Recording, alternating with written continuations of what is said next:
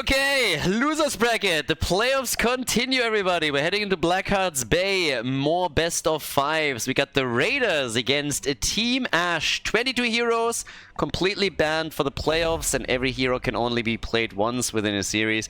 Games have been going crazy, and honestly, there's so much craziness. I need a little bit of help to stomach all of it, and so I invited Tim again. Welcome. Hey, what's up, everybody? We're starting on Blackheart's Bay. And I gotta ask, Khaldor, what is a pirate's favorite letter? No, you're wrong. It's the C. That was bad. Wait, that's the point of that joke, is you can go either way. I was hoping you would have said the C. I don't think so. There's only one. There's only one answer the right there. way, so I had to diverge. Does anybody go C? Band. What? Does anybody answer that with the C? Yeah, I've heard a couple people say it. Yeah. You go in to Sea of Thieves, and people say the sea, because they're all pirates there. Okay. You just don't know the pirate life. The sea is important for the sea. All right. It exists. I heard that the C is always right. That's right. Let's see. Zerach being banned out, which makes sense. Like, in this map, like, super important for double soakers. I remember, like, oh god, years ago, Asmodan was even, like, viable on this map because of how close the top lanes are, right? Yeah, Asmodan and Jojo actually were the first time played together on this one. I'm kind of sad that the Vikings are not getting banned out because we saw them earlier. I mean, Sylvanas makes sense. Sylvanas was actually banned. She was one of the first ones that got banned out in the qualifiers. But we always have it so that the 3 top gifters during the playoffs, during the qualifiers, can veto a ban. And so Sylvanas was saved. And now she is just an insanely OP pick for most of the matches. So she normally gets banned quickly. Oh my gosh, it's meta madness. The rules are so crazy. I'm trying to catch up on all the bans and everything. Just if I say anything about a hero being banned out, just be like, no, he's banned. Just yell it. Just yell it over me. I'll let you know. I mean, for us, it's been like 5 weeks now. We got used to everything time again here. But we still got some globals. We got the Haka. Falstad is technically still available too. The one thing that you have to get used to, by the way, is that Samuro is getting either played or banned against Sven. Like Vikings and Samuro, that's something that Sven has been playing a lot, and his Samuro is just awesome. So teams are either banning him out, or you will see him quickly pick it and play him in one of the games. Is that because he's always been good at Samuro, or because of that tiny buff we got like a month ago? No, he's always like a preference pick for him, really likes it, and honestly, he's been... Samuro is so annoying to play against. Abatha is also still available, so technically you can go for Samuro and Abatha, which obviously is super annoying as well, so yeah. Okay, Falstad Tyrande. I saw Tyrande in the last series, actually, on your third game. Is Tyrande pretty common with maybe some of the bans that are popping up here in the Meta Madness? Yeah, definitely more and more with the amount of supports and healers that are already banned out. Normally you don't see her in game number 1 right away, but I guess here with the interrupt again any kind of doubloon turn-ins, she's pretty nice. And Falstad, I mean, honestly, Falstad, if played correctly, can absolutely ruin a Blackheart's Bay game. It's one of the reasons... Do you remember? I don't even know if we casted this together, but there were a couple of games that Hazobs played, like all the way back when Blackhearts was still in a pool for some tournaments, where he with Falstad just completely ruined an entire game because he always just flew in whenever the team wanted to fight and gusted them away. So he always, like, prevented fights from happening, and they just won the game with the objective. It was ridiculous. They were either pushing or turning in, and whenever the opponent wanted to force a fight, Falstad flew in and gusted them. That happened the entire game. It was just crazy. That makes sense. This map was like the original Sky Temple before Sky Temple was a thing. Sky Temple, I think, was the 6th map that was released in Heroes of Storm, and the problem with Blackheart's Bay is, like, you can do what you were just mentioning. You could just not fight the entire game and technically win if you get a fort advantage. Yeah. So I could see why that would be really strong. Varian being banned out, taking out one of the main tanks that are set up, kill with Tyrande, right? Tyrande wants a Luna Flare in. Muradin has been one as well. I think Miranda used to be the call back in the day, where you would jump forward, drop a Storm Bolt, and then do a Luna Flare on top of it. But ETC will be the tank for Blackheart's Bay. Yeah, Muradin is banned too, so with ETC now you have like an old school comp there. And what we've even seen is we went all the way to, I don't know, nearly Alpha. With ETC, Tyrande and Kel'Thas has been played a couple of times, and I absolutely love it because it's always just nostalgia coming in immediately. It's just like, throwback. I started playing WoW Classic and I was playing a Torn. Oh my god, that entire area is so boring. But I love that you can move, so I keep playing. It's working. May and Greymane coming in for the 4th and 5th pickup. Yep, that leaves us with the final one. So we already have some front. I mean, they need a bit more damage. Falser is not going to be enough. He can be used for a damage dealer, but he's also going to try and control side lanes. Solo Parker, final pick, everybody, as we're heading into game number 1 of the best of 5. With a bit of luck, we're going to go to another 5 mapper here, but for map number 1 at least, our final pick is Imperious. All right. A little damage, a little more control as well. Yep. They might go with this strategy of trying to just avoid people and get picks. That they might. I mean, Imperious can also like chunk heroes down a little bit. They got a lot of CC here too, so that's nice. But yeah, let's see what they're gonna pull off. Blackguards Bay, everybody. Game number 1. Game number 1, the Raiders on the left, everybody, with Sven on Dehaka, Hunter on Malfurion. We got Johan with May, Gion Greymane, and Nano with Cassia. Oh my god, I'm not gonna be able to say these names. On the right, Sonya being played by Mypack. Morenas. On ETC, Bishop Pass on Imperious, Renala on Tyrande. What? Do that last one, Khaldor. What the hell? I didn't even realize. Next time I'm introducing Team Ash and you're going for the blue what team. the hell, bro? I'm so American, this hurts. I can't do that. This was not intentional, I swear. It's okay. I did what I could. I really did. Tim is just putting a knot in his tongue. Oh my god, Luna Flare 3-2 combo, Ice Block comes out. Bishops goes in for a full engage though, and Gia is able to turn that around. How did he live? I mean, that's ridiculous. Imperious dies and May just gets out. That shows once again how OP Overwatch characters are. Ridiculous. Wow, great save there. Ice Block coming in, Malfurion keeping the heals. I like the root also being put in there by Malfurion, so big call out to Hunter Orc, ensuring that May could walk away from that fight and they turn around and get 1 pick off. And now we go to the double soaking, which will probably be up to the globals.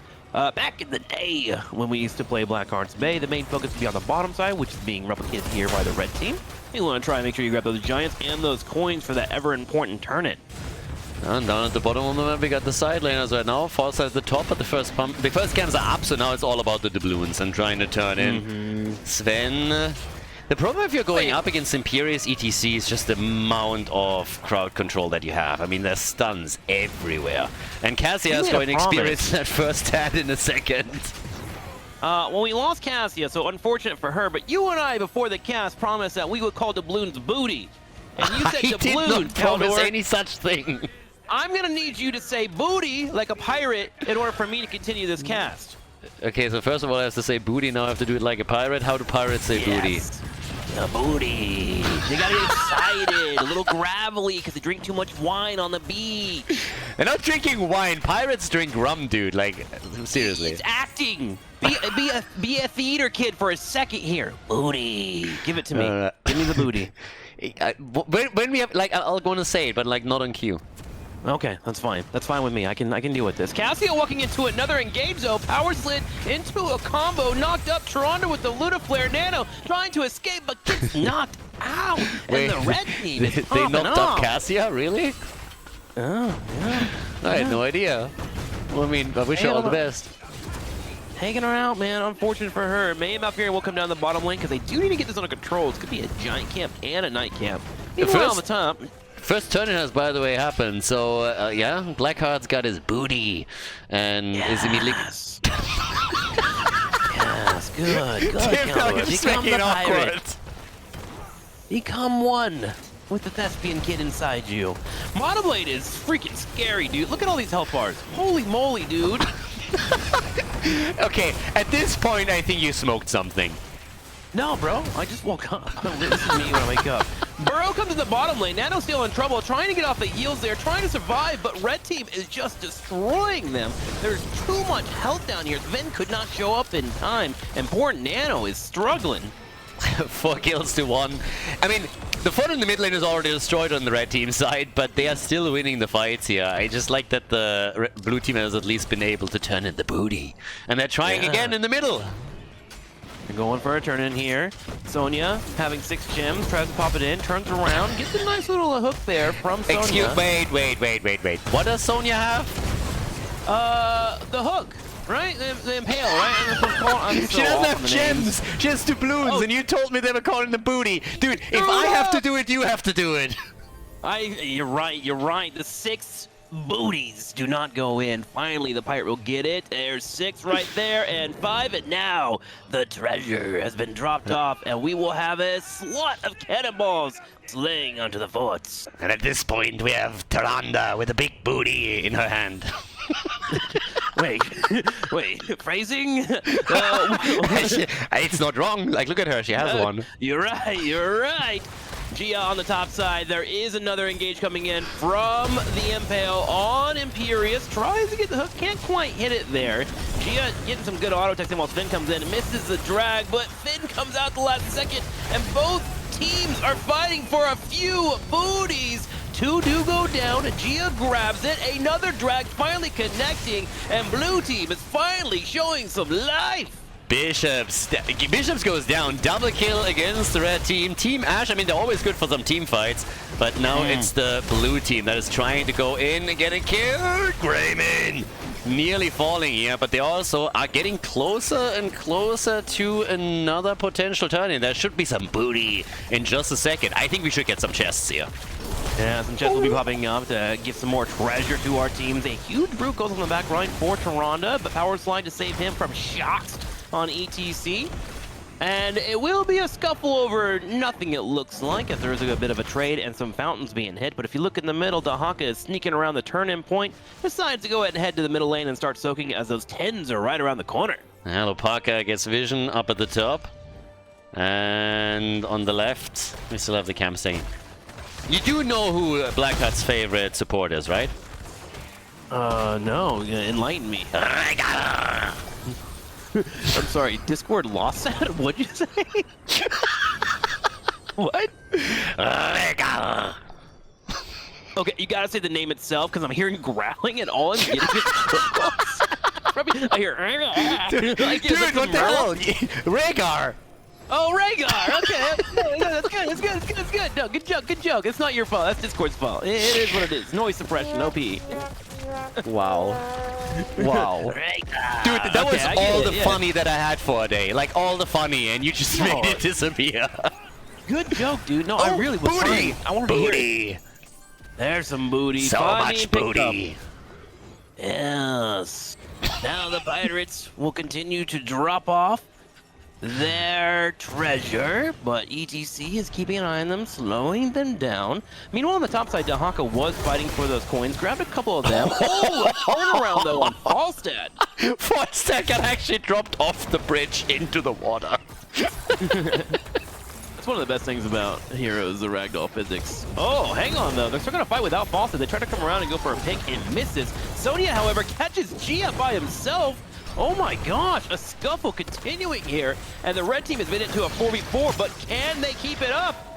Well, they go for Dahaka. There's also a lot of booty. Sonya, on the other hand, she's the first one to fall. So at this point, we have 5 kills to 7. I mean, the red team is still forcing 5. Falstad with a Sudoku move flies in and gets immediately caught and killed. Oh. Great job. Bishops with a brain fart. Oh no, that feels so bad. We've all been there though. Claps in the chat for Falstad for try. We've all been there. We're like, we're gonna save our team. We're coming off death. We got Mighty Gus. We're gonna pop off, and you fly into 3 people and get popped. It happens. But that means there's a massive amount of booty as Nanu is dropping off 12 to the top, and there we go. It is time for the shots from the pirate ship. So much treasure. Cannonballs. Oh, but the CC chain and May. How is she? I hate May. May always survives. It's honestly like no. Oh, the snowball traveling over the water.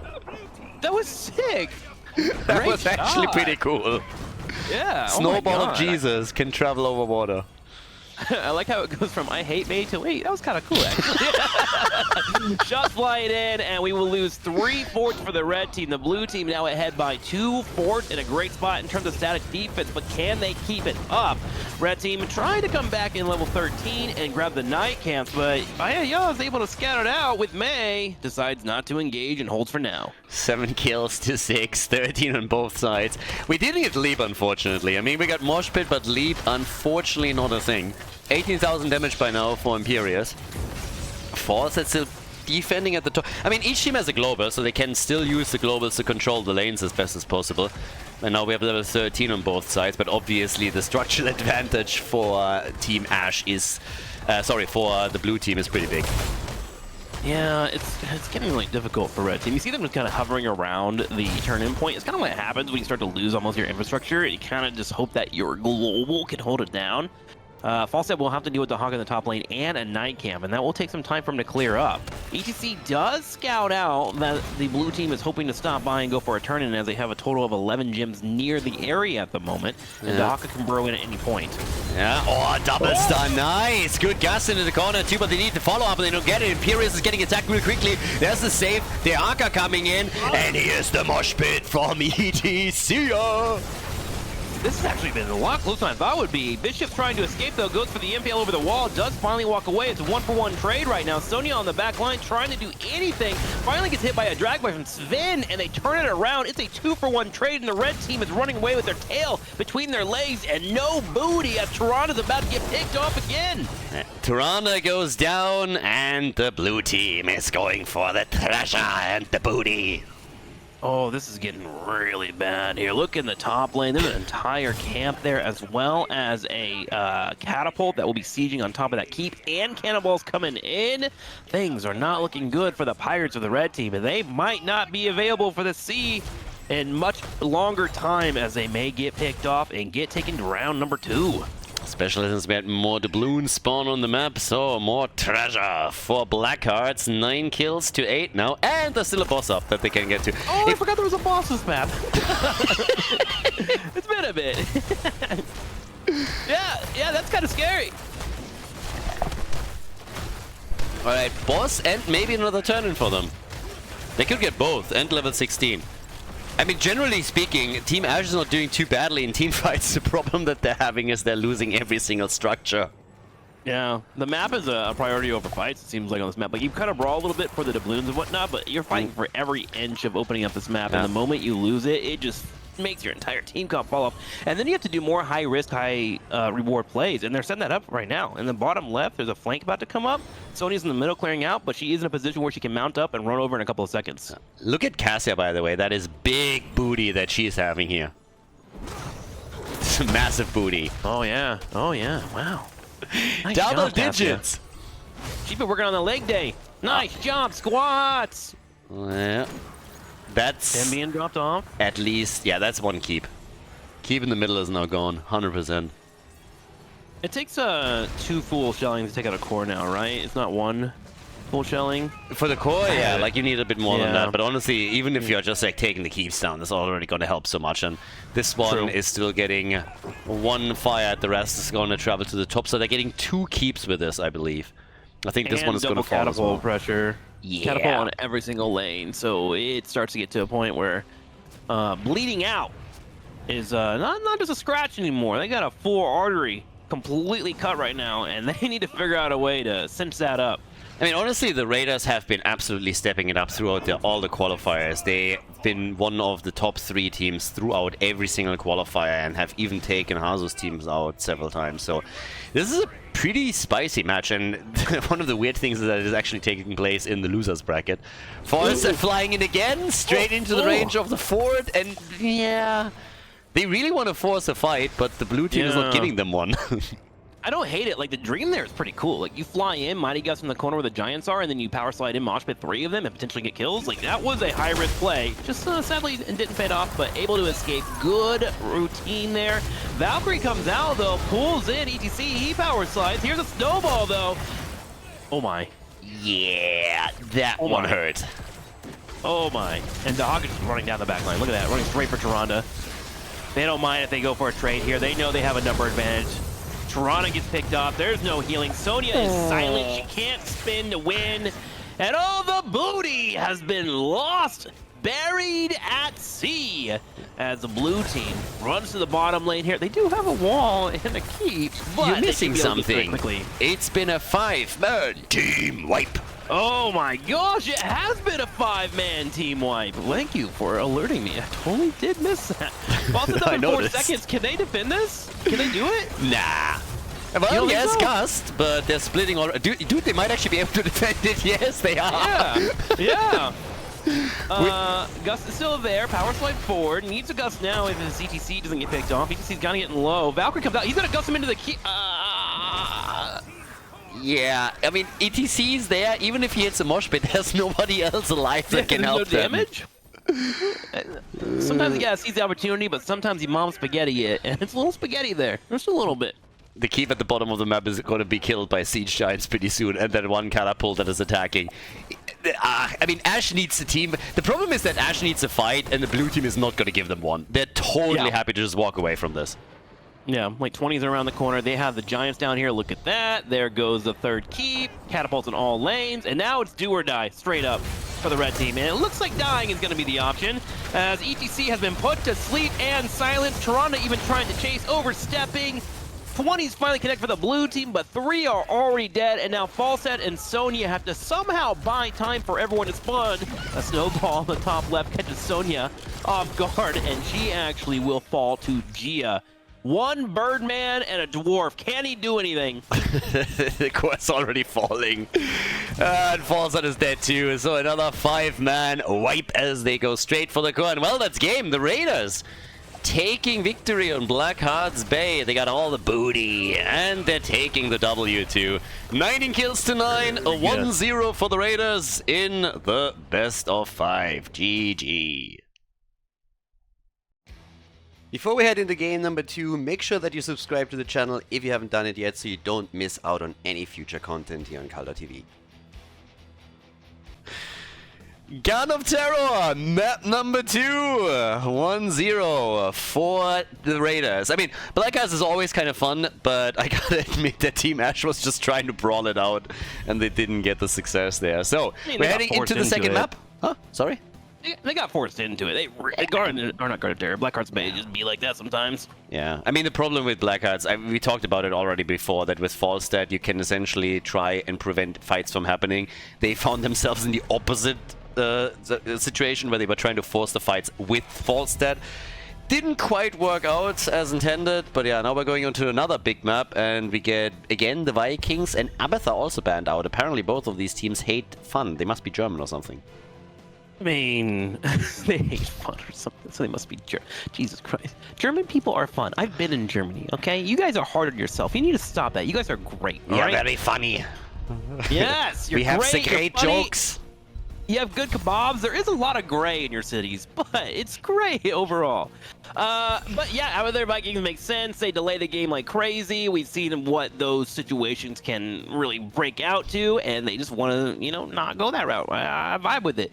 Very bad as well, as it does seem like our tank picks are getting a little on the lower side throughout this meta madness, with some bans being available on certain tanks. It's actually kind of funny because you can still play Uther as a main tank and then a second support, but once that you do that, if it goes to game number 4, game number 5, you're starting to run out of healers.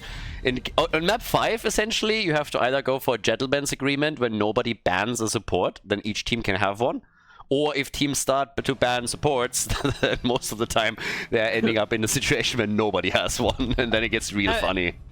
Have you heard of this this phrase, "Am I the a-hole"? It's like it's a Reddit thread or whatever, where you like explain something and then someone tells you if you're the a-hole. Yep. Okay, so if I come into this, let's say hypothetically I had a team, and all I did was ban out supports and tanks for the first and second game. I've been talking about this for like 5 Meta Madness. Nobody does it. What I would do if I go into a series and I'm the underdog, why don't you just pick just healers? In map number 1, you just throw it away, so to say. You just pick 5 healers. If you lose the map, it doesn't matter. And then let chaos reign. You know that in a straight-up game, you would likely lose against the opponent. You're the underdog. But if it's full chaos, you have a chance. I don't understand why nobody does that. Yeah, like literally, if you go to the NA server, you're gonna get that anyway. So you can practice there, and then you can come back and be good to go. Like I think I would try out that strategy. Just get my team in the mindset of being full Joker, right? Like, we are just full chaos, and around game 3, we take over, and we win in the last 3 games, because we just know how to win with, like, Yaslo and Nova and stuff. That'd be so fun. A fun team to do, you know? I agree. Someone should do that. How did you come up with all of these strategies? Like, did you have scrim partners? No, we played Storm League in North America. I'm telling you, man, it's there. Unless you get like Kier. If you get Kier, for some reason, everyone acts really nice on your team and they all like draft correctly. But other than that, it's full chaos. People respect Kier in NA. They really do. Kier is actually subbing and also playing for the Akatsuki. But dude, we have Samuro now. So they take Samuro away from... This is one of the cool things about like the concept here too.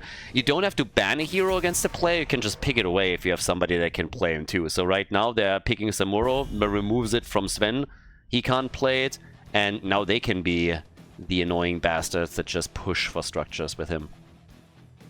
Well, we'll keep an eye on him. The hard part about Samuro too is like, even if you do try to like babysit him, chasing him down and finding a kill is so difficult, especially against these Samuro players that are very aware of where their clones are running off to. And adjusting on the fly. I'm excited to see how that will be playing out. And I do like, as you mentioned in game number 1, with Sven being so good on Samuro, taking that away from him and using it on a map where it can be powerful. Smart drafting here by our red team. It was so cool, by the way, to see how some teams have started chasing Samuro. Not always with success, but they did the same with Zeratul. With all of these blink spots and recalls and everything, some of the teams are just so on point to guard every single possibility where he could move to and then take him down. We had a couple of those games, which is incredible. Every time Samuro started to, Zeratul started to make a play and was just literally hopping through the team, they pinned every point down, and once he appeared, they just smacked him away. It was nuts. It was really impressive to see, but he still gets regularly banned at this point because with all of those pre-bans, he's just super powerful. Well, I'm hoping that we get to find some of that here. We do get the double support strategy that you're talking about, so Uther will be our main tank / engager with the aid of a Kerrigan, by the way. So very aggressive strategy coming in here from the red team. Wondering who their range is going to be because they are missing a little bit of range right now. And our Rexar will be the final pickup coming in for Sven. We get the Frost team with Arthas and Jaina. And yeah, Kerrigan, of course, looking for those stuns. They're definitely team fighting again. Exactly what you would expect from Team Ash. I mean, these guys have always been super aggressive as much as they could. And now we have Morenas as the final pick for Garden of Terror. I mean, they still need a little bit more here. So range damage would be kind of nice. And it's Phoenix. Alright, so Garden of Terror, everybody. What is Planet Cracker? Nah. What about CC? Salvo usually. I mean, I would love Planet Cracker, but I just don't see it. I'm still waiting for Murky, Octograb, and Phoenix Planet Cracker, but right now I don't think we're getting it. Yeah, I was promised in DMs that we might potentially get Murky. That was my request. I hope so. I hope so. We'll see. I need a Murky. God of Terror, everybody. Map number 2, Team Ash against the Raiders. Game number 2, the Raiders against Team Ash, and to save Tim's American accent the pain, I will introduce Team Ash first. Renella with Stukov, we got Lopaka on Samuro, Morenas on Phoenix, Bishops is playing Kerrigan, and Shizakid is playing Uther for the red team. Oh yeah, I butchered their names in game 1. I'm so sorry, red team, when you go back to rewatch this. Blue team on the left, Gia being played by Jaina, Nano on Linaras, Vin on Rexar, Hunter Orc on Deckard, and Joan on Arthas. Alright, we're back to business, as Tim is still trying to tell everybody about Handsock, which apparently I'm now being forced into again. Yeah, I apologize in advance to everybody that is unfamiliar with this. You can always like skip ahead a little bit so you don't have to watch it, and I'm not going to be scarred for life. But yeah. And it'll be your most replayed segment on your YouTube in months, just so you know. Yeah, of course. This is what the people want. Fun. Rexar has Misha up in the top side of the bush, waiting for a flank. We'll let the minions come to them first here, and it's going to go straight into the mercenary control that you normally see at 1 minute mark. And it's smart to play here, safe by the blue team. Look at the red team, man. They have so much CC, and Kerrigan in the early game can be dangerous. Yeah, like Kerrigan, I would have loved also some Arthas and Kerrigan combo, you know, old school style. I mean, they obviously don't have Envenom anymore like they had in the early stages of the game, but that was just always the crucial combo there. Misha being sent to the front again at the top.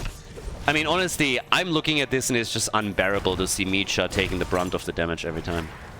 I feel bad. Poor Misha, man. Barely getting away from that fight, but will get healed up. Just waiting for the master. I mean, talking about Rexa in general, like, bear with me here for a second, but if you have him at the top lane with Misha, you can really do a lot of work against the solo lane on the other side. Oh yeah, and then you can also, he's pretty much ungankable if you have good control on Misha and make sure that she's in the bushes, on the flanks, that you can stay on your mount as well. It's not impossible to take him down, but it can be rough. Oh, that was really close. Full engage coming in here on the bottom side. We did see Samiro float down, so it was a 5v4 just for the Giants. Arthas was trying to hold on, but the thing about Arthas, dude, is he's big and bulky, and if he gets locked down, he will have a hard time retreating if you can't keep the heals up. And Hunter Orc unable to do that, being in a number disadvantage, earned a kill for the red team, and they take a slight increase lead as we head to level 4. Nice stun at the top, and Rexa is coming in with his bare hands as Misha is trying for a bit of a stutter, but they go down and they get a counter kill. Phoenix is dead too. Yeah, a bit of a overcommit there to find that kill, but at that point they were across the map, and Lunara is fast enough to chase them down, so they might as well try and trade out a kill. They did 1 for 1. Yeah. Combo goes off. Arthas locking down Kerrigan. Here's the silence as well. The double heals keeping Kerrigan nice and alive, but with no combo available, they will have to scurry away. Rexa is back. I mean, it was a pretty grisly situation for Misha there once that Rexa died, but they were holding on to it. Barely. You and your bear puns, man. Dude, I have been doing this for at least 3 minutes, and you have not picked up on any of them. I've been following them. I just didn't think we would keep going for 2 minutes straight, but if we gotta do it, then I'll bear through. Samiro able to get the engage, disengages away from the fight here in the middle, and we will have a tribute heavy, or excuse me, is it a tribute? What's it called again? A seed? A seed. A seed. A seed for the blue team, yeah. Shouldn't you know, Mr. Community Manager? Bro, I still have the horror story in my brain from 4 years ago when this it used to be called a plant horror, but like when you're saying it fast, it sounds like plant whore. And so like they had to change the entire name. There was like emails sent everywhere around Blizzard like we can't have the plant whore as the thing, and so everything got changed. Oh, the plant terror. And honestly, if you would have kept plant whores, that would have made for some amazing comics. It would have, but you know, Blizzard was trying to be serious. There's the kill. Kerrigan with another stun comb, and bye-bye Rexa. He gets wrecked, and that is kill number 3. Team Ash really coming out swinging on map number 2 now. Yeah. They're opening the map too, which I like to see. Every time they find a kill, they're taking a turret, taking a gate, opening up, because when they do find those seeds and get the plant terror, they'll be able to push down the lanes and take these forts. And the first layer of defense is always one of the greatest things to take on a map. You open yourself up for merc camps. Oh dear, Lunara's in trouble. The heals? The camp! No! He gets nothing! Lopaka, he was so close to get a kill and the camp, and now... No way. He cleansed? Wow! Oh my god! So whenever you actually jump around on the Illusion Master, you immediately cleanse yourself. And he cleansed the poison so he didn't get picked off and was able to escape. Great use of the mechanic there, but also great on both sides. The blue team almost had him.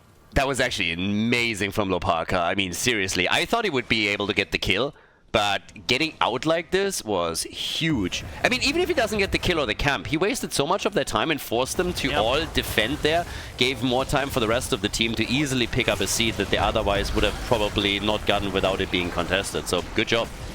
63 HP was the difference between a good play and a fail there, and he made a great play. Well done by him. Heals up now, some pressure on the top side, but the Merc camp being grabbed for the blue team allows for them to open a window on the bottom side, and they find a pick and start knocking on the front door of that Kate. Phoenix down, not really having a good time here, but now Samuro top side can push for structures again, and he honestly has to, because Team Ash is starting to struggle at the bottom of the map. With Misha coming now in, with Lunara getting all of that acid in there too. So, yeah, level 9 on both sides. Experience is pretty even. They're defending with everything they have. But there's also Siege Shines at the top lane together with Jaina that they eventually will have to deal with. Yes, they will. Looking at the experience right now, we are pretty close though. 9.5 to 9.25 as we do build towards that level 10. And with the tribute spawning on the right side for the red team, it looks like they're going to give that up and build towards that 10. As you mentioned, Jaina up there on the top side with that giant camp. Hang on, look at Samiro. Samiro thought about going for an engage, decides to back up though, and clears instead. I have to admit that Samuro games have been really entertaining to watch. Like, we've seen him tons and tons in the qualifiers, and I don't really get tired of seeing good Samuro plays. It's really enjoyable. Samiro is like, for me, he's like that razor edge, because like he's not fun to play against, but he is fun to watch, and he's definitely super fun to cast, because you can just see all the cool stuff people are doing. What a weird character. You know, just one of those things that Heroes of the Storm has for like uniqueness. He went Bladestorm, actually. We don't see that all that much. We've had it a couple of times. It gives him, of course, a lot of clear, so that's at least nice. And Arthas has been playing a lot with Syndragosa. We don't have a choice yet, so I assume that's exactly what we're getting again. And yep, there it is. Syndragosa is in and already used down at the bot lane. Another quick combo from Kerrigan, and they're going for Rek'Sai, and he is dead. Great positioning there by Phoenix. Hits the salvo on everyone, locking them down as Uther gets the full bait in, and with Rexar going down, it looks like it's going to be a bit before the blue team can claw their way back. You brought this upon yourself. Okay. Shout out to Requiem for that one, actually. He brought that one up. Thanks, Requiem. Well, with the cats a lot, the cats always claw their way back into the game. Oh yeah, that one. I think it went to. Oh yeah. I have the broken UI. Apparently, I need to update, and so I actually don't have all those names and whatnot. So we have the cats versus who? The cats against. No, we got the Raiders against Ash. The cats played in the previous series. They're still in the tournament, and they got spent again. Jesus, that is just unbearable for Misha. Misha is dead again. Rexa barely survived there, but then Kerrigan came in and dropped him. So yeah, it's they're getting in a pretty grisly spot here. But they're looking for a counter kill. There to see it. Stukov gets picked off, he goes down, and 2 will be having to retreat to the safety of the fort. And right now, Samuro has been on double soak duty. He is doing his best here to just attempt to get all these minions soaked as the brawling continues in the bottom right. And the good thing, because of all his soaking, he's been able to keep them ahead in experience. They're about to hit 13 before this next tribute, and seed, and this next seed is massive for both teams as we get the first Garden Terror phase of the game. I mean, honestly, Samuro is just currently crushing it. The extra wave clear that he gets for this Blaze Storm is nice to push more onto the structures, and he's nearly getting a kill here. The combo not quite hitting Sven. Maybe they can get a kill. Chrysalis by Kerrigan for just a second there, but they still want to go for Rexa, and they're getting him. They get the 4-2, so this is actually big. Now there's a seed at the bot lane that they're trying to grab. Nice move by Nano as he's going for Renella, and they're gonna get a kill against Stukov. Yeah, they should get one. And of course, there's Garden Terrors now in too. It's a little bit of a weird one. They destroyed the fort at the top, but then they lose Stukov. They kill Lunara. Jesus, this game is all over the place. Garden Terrors on the map, Lunara down, Jaina down, and they have to deal with the objective. But yeah, it's just like hits coming from both sides now endlessly. Yeah, one has to wonder if having those deaths is a strength here for the blue team, right? Now they can't follow up on these bushes, and while the terrors themselves are kind of scary, once you clear out the bulb for them, you're usually in a good spot for defense. So the red team gonna be able to deal with the mid side pretty well. If we look at the bottom lane, Phoenix is currently working on grabbing that sea cleanup as well, but that should be a keep wall. I don't know, Khaldor, what do you think? The three-man team wipe, do you think that was a good exchange there for the objective? Nah, not really. I mean, they did not nearly do as much damage as they were hoping for, so that defense from Team Ash was pretty good. I think the Raiders just got a little bit cocky after they took Stukov down, and I mean for good reason, honestly, because the support is gone. The problem is just that we have Uther on the team too, yes, as the main tank technically, but that's still enough sustain during the team fight to get you those kills. And now it's 10 kills to 5, a 1.5 level lead, and those seeds that they grabbed were more or less useless, so this is a pretty scary spot for the Raiders to be in. Ooh, good scout there by Uther, able to drop down his wave of light and see in the bush that there was a trap set up for Kerrigan, so they don't walk into any death there, as the play was forming for our blue team. 16 right around the corner for red as they work on grabbing the first couple of camps, and this is where Samuro gets really annoying. If you have a slight lead, now he starts pushing into your territory. Now he starts dropping illusions everywhere. It can drop around the map. He's hard to engage. Do you send 3 people to lock him down? Do you just leave him to be? Because if you leave him to be, he'll break through your turrets. It's a lot of questions that are hard to answer in a live environment. What I just want to see at some point again is Abathur and Samuro. Do you remember that when it was like total meta for a week or two in HGC? It was just pure cancer, and the teams were all trying to figure out how to deal with it. And it was amazing. It was Ethereal that played it, and he got it from Monkey in Storm League. It was just awesome. Abathur and Samuro and Abathur and Valera were my favorite combinations to watch. You can just watch 2 people work together and just take over a match in Heroes of the Storm. And I just love the macro element of it as well. 16 to 15, seed about to spawn, and this will be for the Terrors for red team. And right now, Samuro is setting up the bottom lane to make sure that Terror gets as far as possible. You want to make sure you push back all that blue. so you can have them all come down and collide with turrets and make it hard for your opponent to defend. Blade Storm even being used for good measure just to clear that out, and they should be set up quite well once they get the seed. But blue team comes in with a Cindergosa. They want to stop this as they're about to get 16-2. Yep, they definitely want to stop this. Cindergosa being used just for the interrupt. The camp is now taken, so they have a camp. 16 is ready on both sides. There's still a camp at the bottom of the map too. It's not only the siege giants over here, but we have a bit more happening on the map as all of this plays out. And the seed gets grabbed by the Raiders. So Team Ash is playing it safe. They're not greeding for it. Now, Ultralisk missing, but they still go for a kill, and Arthas just doesn't stand a chance. There's way too much damage coming from Team Ash. Yeah, one of the issues with picking Cinderghost is you do lose out on some of that survivability that you get if you go with the Army of the Dead. And if you get picked out and you don't have your Gilliard there, you will get caught off. Ooh, Samuro low on HP. Nano goes for the full engage. It was a bait. They turn it around and find a pick as Nanu overcommits to find the kill on Samuro. Now that's 2 kills now, so that's 12 kills to 5. And look how they're walking away with that experience lead. They're nearly on level 18 now, so 1.5 levels ahead of the opponent. Samura still defending down at the bottom, and they're pushing for the final fort here in the middle, and they should be able to get it, honestly, given how far ahead they are here. As long as they keep their supports alive, it's fine. Even committing to Phoenix and his ult now. Just look at Gia, he nearly died to this. Yeah, heal comes out though just in time with that greater potion. Will pop him up. And they wind up defending the fort. It does take some damage overall. Samiro finally clears that bottom lane as well, and now with the seed popping up, we have a few seconds before Lunara's back. We'll see if the blue team can delay this. They do have some poke available from Arthas, and they have Misha, who is fresh off of a sleep there in the middle lane. Full engage finally happened on Kerrigan. Kerrigan still has that ice block, does pop it up. Will be able to save themselves. Meanwhile, Nano trying to work the sides. Big blizzard hitting on the top right, Khaldor. I mean, Kerrigan is honestly just absolutely crushing it. Bishops is coming in for another combo. Hits it again. They're trying to go for Sven. Nano is low on Lunara too. And without Arthas, they don't have that front line anymore. Kill against Lunara. Bambi is dead again. And now they have just nothing to defend this fort in the middle. 2-level advantage for Team Ash with 14 kills to 5.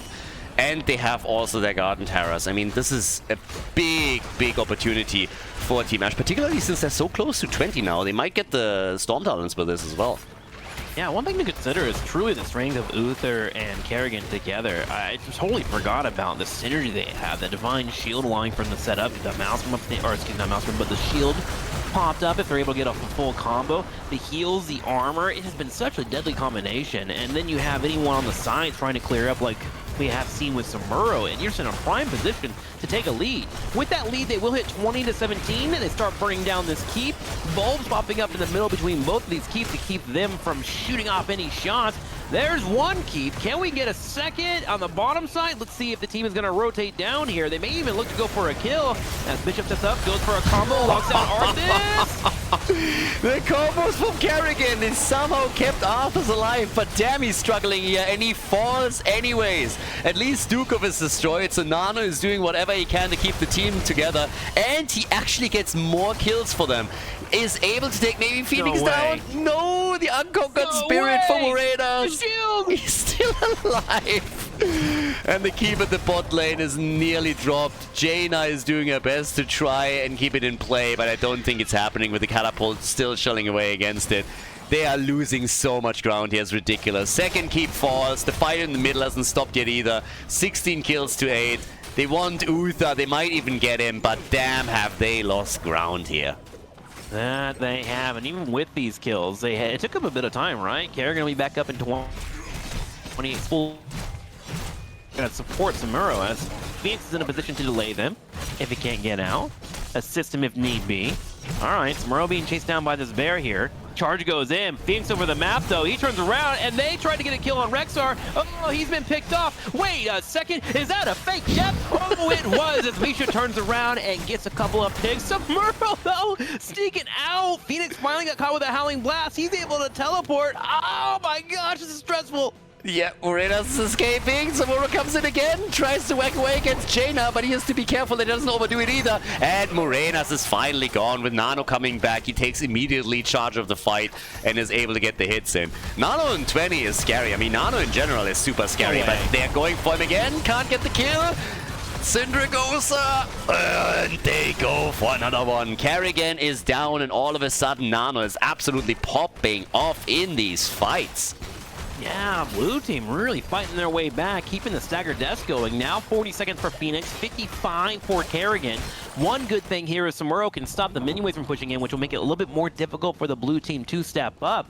But they are working towards grabbing the seats and taking all the merc camps and painting the map blue. They have all the time in the world, so they might as well grab what they can. Samuro is of course now super annoying because he can just push these lanes out even further and get catapults onto the core. We're 16-17 minutes in. It's not too bad yet, but it's really getting to a point where it's Winion time. So you don't want to have too many of those catapults hitting the core, or you might actually lose points there. And they have to send a few of their heroes back in order to prevent exactly that from happening. Which gives more map control over to Team Ash that Samuro uses right away to steal some of the camps. Yep, he's got the giant camp there. He doesn't care too much about grabbing it all. He just wants to take a couple of things. Everything, throwing a wrench in the plan of the blue team buys him time for his entire team to get up, which, by the way, just occurred. Kerrigan just spawned up, and it's good to go. Now the red team needs to assess the situation. How do they want to handle this next seed? They have 0 at the moment, but if 1 were to go over to the blue team, that is the terrorists pushing out, and that is their way to get the map back. Exactly, that's the way back into this. And Gia gets attacked now. Uther can't go for the stun, but steals the camp, so that's great for them. They get more and more lane pressure, but they have to deal with the seed, or they're going to go up against Garden Terrors, and that's the ticket back into the game for the Raiders. So the Raiders, they are starting with a bit of a comeback here. Now they're trying to chase Samuro, and Lopaka might actually be in real trouble. I mean, he is completely exposed here, tries to get out. The team is rotating towards the sea to at least get something out of this. But damn, he's still on the run. Dodges 1, dodges 2, and now he's getting caught. And he's still in. No way. No fucking way. The jukes, baby. No fucking way. Syndragosa even coming out, they're frustrated. They're throwing ultimates at him from across the map. Not able to lock him down. Stukov is by himself, but the rest of the team is here. And look what Samuro's doing, by the way. He's going to the keep. He's going to the keep. He's going to the top. He takes the keep down.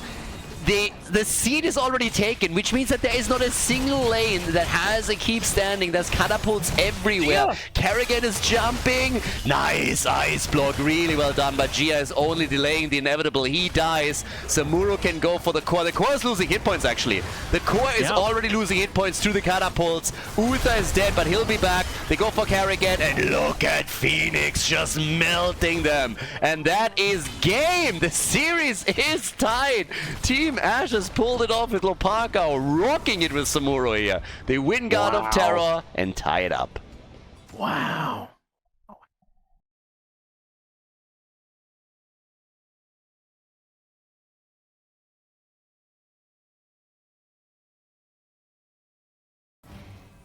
Okay, game number 3. Now the best news of Team Ash winning on Garden of Terror is that we are guaranteed to have at least 4 maps, which of course is going to be amazing, because even in game 3 we now have also already 42 heroes banned. The 22 Bree bans and the 20 heroes that have been played cannot be played again.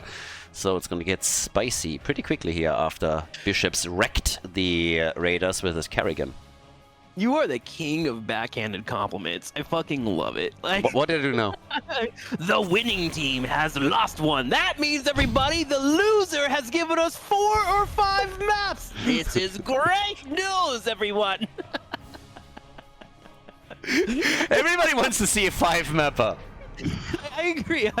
It's just so funny how you present it. You're like, yes, the team that was winning has fallen apart. They're in shambles right now. And that is not how I said it.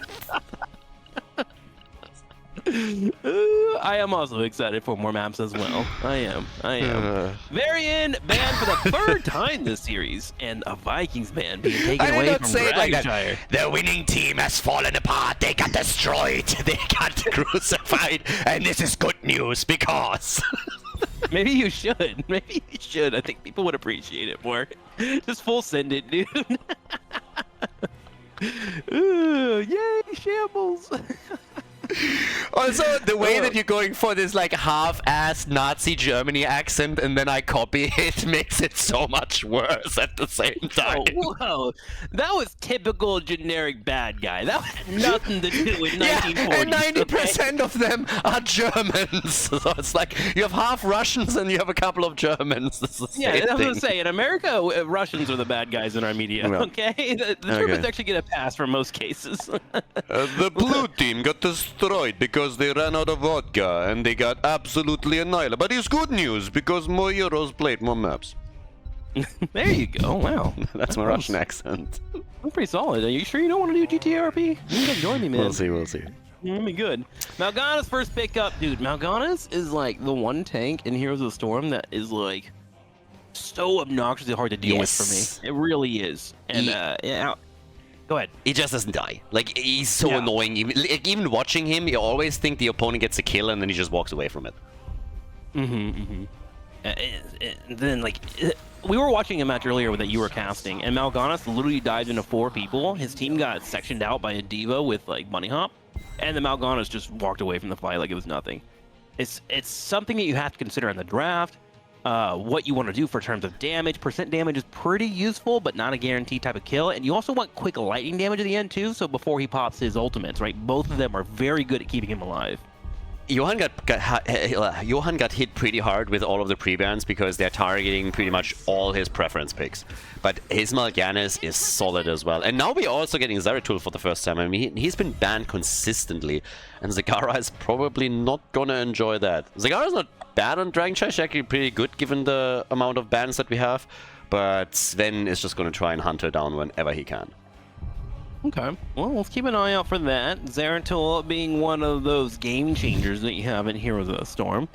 Is Shadow of the Ner'zhul still the main focus? Is that what we see from a lot of players? Sorry, what did you ask? Like, is what? Do we see Shadow? There's no Void Prisons, right? Usually in No. We even had a couple of Zeratul Jaina combos, and I think we had one time they tried VP to section parts of the opponent's team off. It was with Stitches 2, so after a hook they could use it, but it honestly didn't really work out, and everybody else still for Might of the Nerazim. So yeah, no, it's like Void Prison is not a thing. Might of the Nerazim. I said Shadow of the Ner'zhul. Shadow of the Ner'zhul. Okay, we're gonna call it that now. If you're not a Blizzard nerd, it sounds alright, honestly. I couldn't probably hear what you said, and I was just like, well, wait, I didn't catch that. Choga! Yeah. Whoop! Oh, shoot. Alright.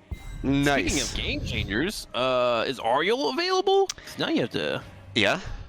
Yeah, okay. Wow, good pickup there. Cho'Gall 3rd and 4th. Ariel probably going to be the support. Let's see what the answer will be for them. Percent damage needed. Is there a Tychus around, or is Tychus in the ban slots? Tychus is still up. Is Tychus still up? I think Tychus is still up. Yeah, he should still be up. Tychus, There is. Malthael, always good. Oh, there they are. Tychus Malthael. All right. Good stuff. And Oriel as the last pick. All right, boys. Cho'Gall on Dragon Shire. Game number 3. Fun. Alright everybody, I'm back. I was sleeping in my sock drawer and it was really nice, but because of Tim, I'm back now. I'm Handsock. Hello everyone. On the right side, game number 3, Renella on Oriel, Morenas on Leoric, Bishop, Smith, Zagara, and finally, for the first time in this series, and today we have Cho'Gall. Awesome. Goodbye. Have a nice day. Enjoy the match. No, Handsock, you gotta intro the blue team as well, man. You got 5 more. You got You it. got... No. You do the blue team.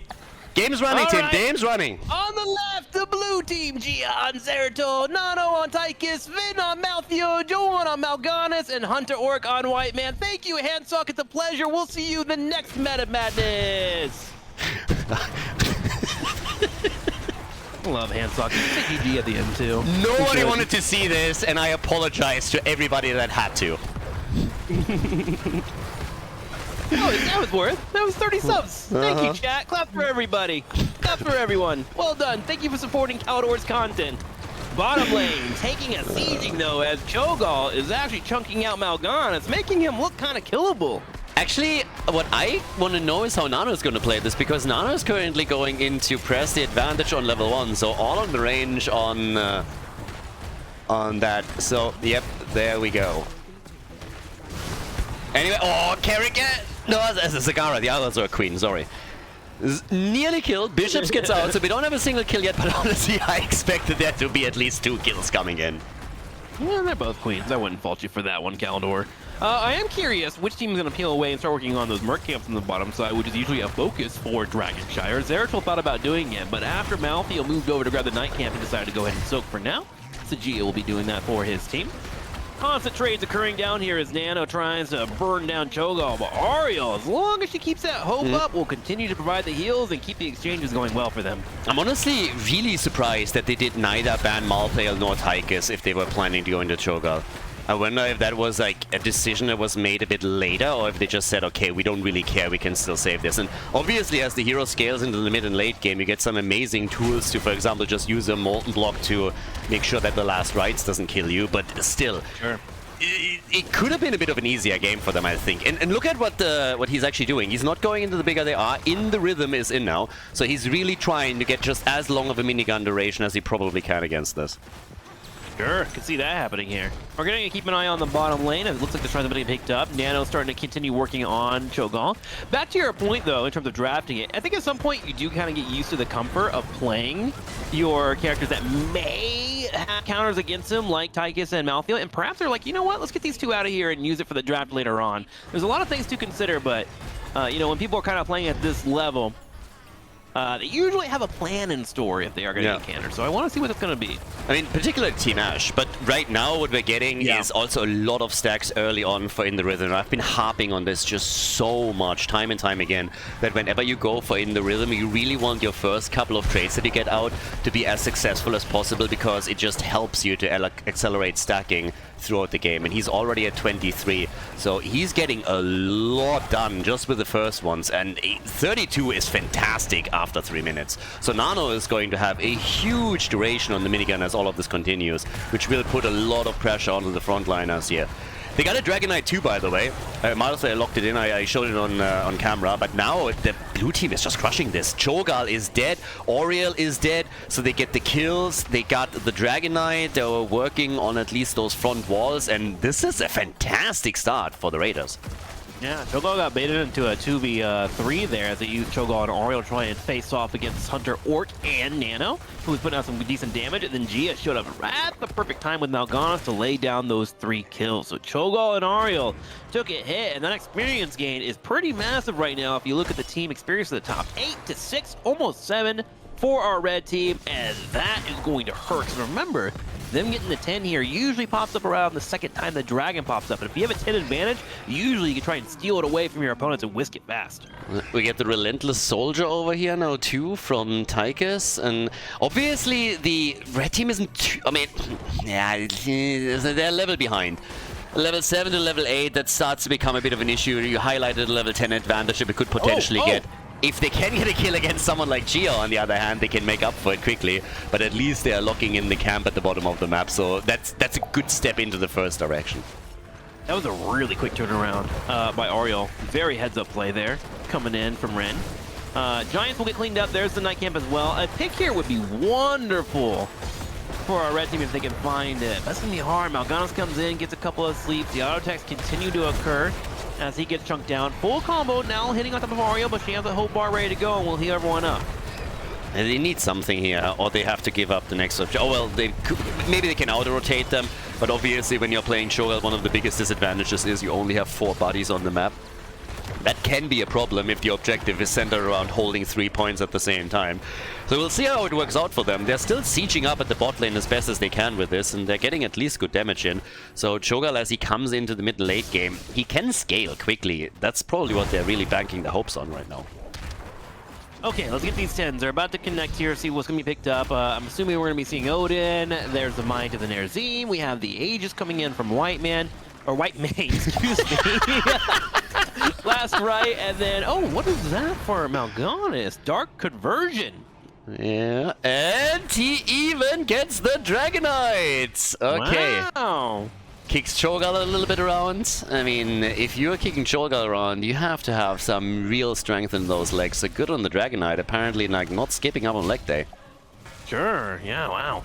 Even had the Odin using the bottom lane as well to burn down that wall. They really want to open up these forts on both sides. 10 finally connects.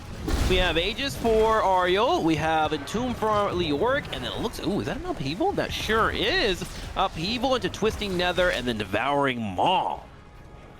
If they get some kind of combo around Maw, I would love it. We had some insane Maws on this map in one of the previous series. It was just absolutely incredible. If you get a triple Maw here and then you have Cho'Gall following up on it, I mean, damn, you can really just murder people. But so far, it's not really been going all that great for Team Ash, so they are still trailing a little bit. It's not too bad, but they need a bit of a win here to come back into this. And also, again, shout out to Nano with Tychus. He's at 50 stacks. There weren't really a lot of big team fights or anything where he could stack more, but he's already at 18,000 damage. He has a solid number here for the starters. So Tychus is doing pretty good. Sleep happening here. Landing on top of Whiteman. These are Entomb straight on top of him. Aegis will come out, but I don't know if the armor will be enough. It's 40 armor. The heal's coming in, and Hunter Orc finally gets picked off. Ty gets hit with the Maw, able to kite away. Full engage occurring, and Zagara in trouble, will get picked off while Nano is shelling away from the side. No, Gan is just putting everybody to sleep here. I mean, total disaster now for them. Started off well with a kill on Whiteman, and once the support is gone, you're in a great spot. But here comes the last rites. He gets the heal, though, and he's still totally fine here. So Cho'Gall still good to go. Waiting for that level 13 talent too, and still no stack for Malthael either, so that's at least good news. But they are now losing more hit points down here at the bottom of the map. Up at the top, Leo has to try and defend too. Good whip straight into the wall here for another stun as Johan is getting hit hard. Goes for his ult and hits it, but here comes Cho'Gall. They're forcing this way too hard in my opinion. They really are. They're trying to get a pick on him, but it's just it's too difficult, especially with Whitebane just here constantly. The upheaval will be up in 25 seconds. The thing about the night camp as well on the top side, it burned down that fort to a low HP. Now, Zeratul at a point where he can clean that up at some point if Leoric is to ever leave. The pressure from blue team in terms of macro and what Tychus is bringing to the map is just a bit too much. And I think I have to agree with your analysis earlier. If you're going to pick Cho'Gall, you got to be ready for this type of plays to get picked up, and Tychus has been paying off dramatically. Yeah, and another thing that we also have to consider here, I mean, now the fort is gone in the middle, the one at the top is insanely low, so they're starting to lose structures again. The Zeratul takes down Leoric in the middle as they're still attempting to push. They're continuously trying to siege up, and the one cool thing, obviously, when you're running Cho'Gall is that he's really scaling well normally, but they have to get to that point first. Oh, that one was a nice engage. Beautiful kill by Cho'Gall. Gio's in the back line as he was trying to put Protector on that Zagara. Does get him low. Last right came out, but Aegis used to counter that. Molten Core to hit Tychus, keep him alive. He tries to Q out, unable to do so, but a trade goes in favor of the red team with 2 to 3 heroes as the fight has finished up. Yeah, Cho'Gall dying obviously hurts, but still, they did well overall. So, Naganis was the first one to fall, then Cho'Gall. I mean, they get Tychus with that kill, but he also chunked Cho'Gall down and allowed the kill for Malthael. We have still not a single stack for last rites, though, so that's at least the good news. I mean, at the end of the day, the worst thing that can happen, or, well, one of the bad things that could happen to you if you're going up against Malthael with Cho'Gall is a massive cooldown reduction that allows him to throw it out multiple times in the fight. So preventing those stacks from coming in is at least a silver lining. They also finally are starting to get some kills. They now have Molten Block, which is super important. We have, yes, still a half-level lead for the Raiders, but now Cho'Gall is at least starting to get a little bit of steam here, so they are trying. Entomb goes down on Mal'Ganis, turns around though and does trade out his life. There is no Twisting Nether yet. Finally, it does come up, but the upheaval was missing on Whitemane. That was the first target they were trying to go for. And it seems to be the main focus now for the red team, and the blue team is catching on. Whitemane has stepped up multiple times and tried to bait out that upheaval, and has dodged it twice now. They're going to have to keep an eye out for that and really try to play around that, because at the moment, the play for our red team is very telegraphed. Yeah, it definitely is. And the level 16 advantage for the Raiders are not going to make any of this easier. If they lose control over the shrine at the bottom of the map, it's going to be Dragonite number 3 for the Raiders. Ooh, whiffs that on it though. The cone is just a bit too much. Yeah, Zeratul gets the DK. Zagara gets hit the white main in Devouring Maw, but Leoric just gets completely deleted. Mal'Ganis is going berserkers here. Is dropping through them like a bunny on speed. Is just hopping in, out, fell claws everywhere. Is ridiculous. Tearing through the entire team. Now we got the Dragon Knight coming in. They're just zoned away from the fort within seconds. Again, level 16 talent advantage is obviously huge for them now, but this is another fort that falls. They're getting the kills, they're extending the lead in the experience. The Raiders, they are using a massive amount of momentum now to just capitalize on every small advantage that they have and put Team Ash further down. Yeah, they need to hang out back and try and get that level 16. Question for you, what are you feeding your bunnies? Did I hear that correctly? Right, we've been talking. I think I've talked with you about this. Have you ever watched Over the Edge? No. What is the like? Oh God, it's like Hedwig or something like that squirrel or whatever, or a bunny that they give a Red Bull. Oh my gosh, they do not want to give bunnies that. Their little hearts can't take it. I can't remember what it was, but like, yeah, it's like this thing, and he's like just rushing around. He's completely nervous the entire time. He's always on the edges, like jittering and everything. And everybody tells like, yeah, don't give him an energy drink. Don't give him an energy drink. He's just going nuts. And then at the end of the movie, they give him an energy drink, and all of a sudden you see just like classical music is coming in, time is slowing down, and yeah, and he just turns into the Flash. Everything stands still. Hamey is his name. Hamey. Oh, upheaval happens here. We're Look at him! And you're right, the bunny on the speed is just slashing left, right. He is dancing. He's full HP. Nobody can move. And Khaldor, say it with me. It's a five-man team wipe. I mean, Mal'Ganis is just going bananas in these fights. He's ridiculous. And now they're going, of course, for the keep. Nano is getting killed by the keep. Good job, good job. That's a clap and a half right there. That's a round of applause. Oh my gosh. Is this game over? Nah, the cooldowns are too short, but it is a keep, right? They're too low on HP. Hunterwork trying to heal everyone up. That one turret sieging away. Wait. No, he's gonna get out. It's fine. Nah, he gets heals out. are enough. It's already bad enough was as is.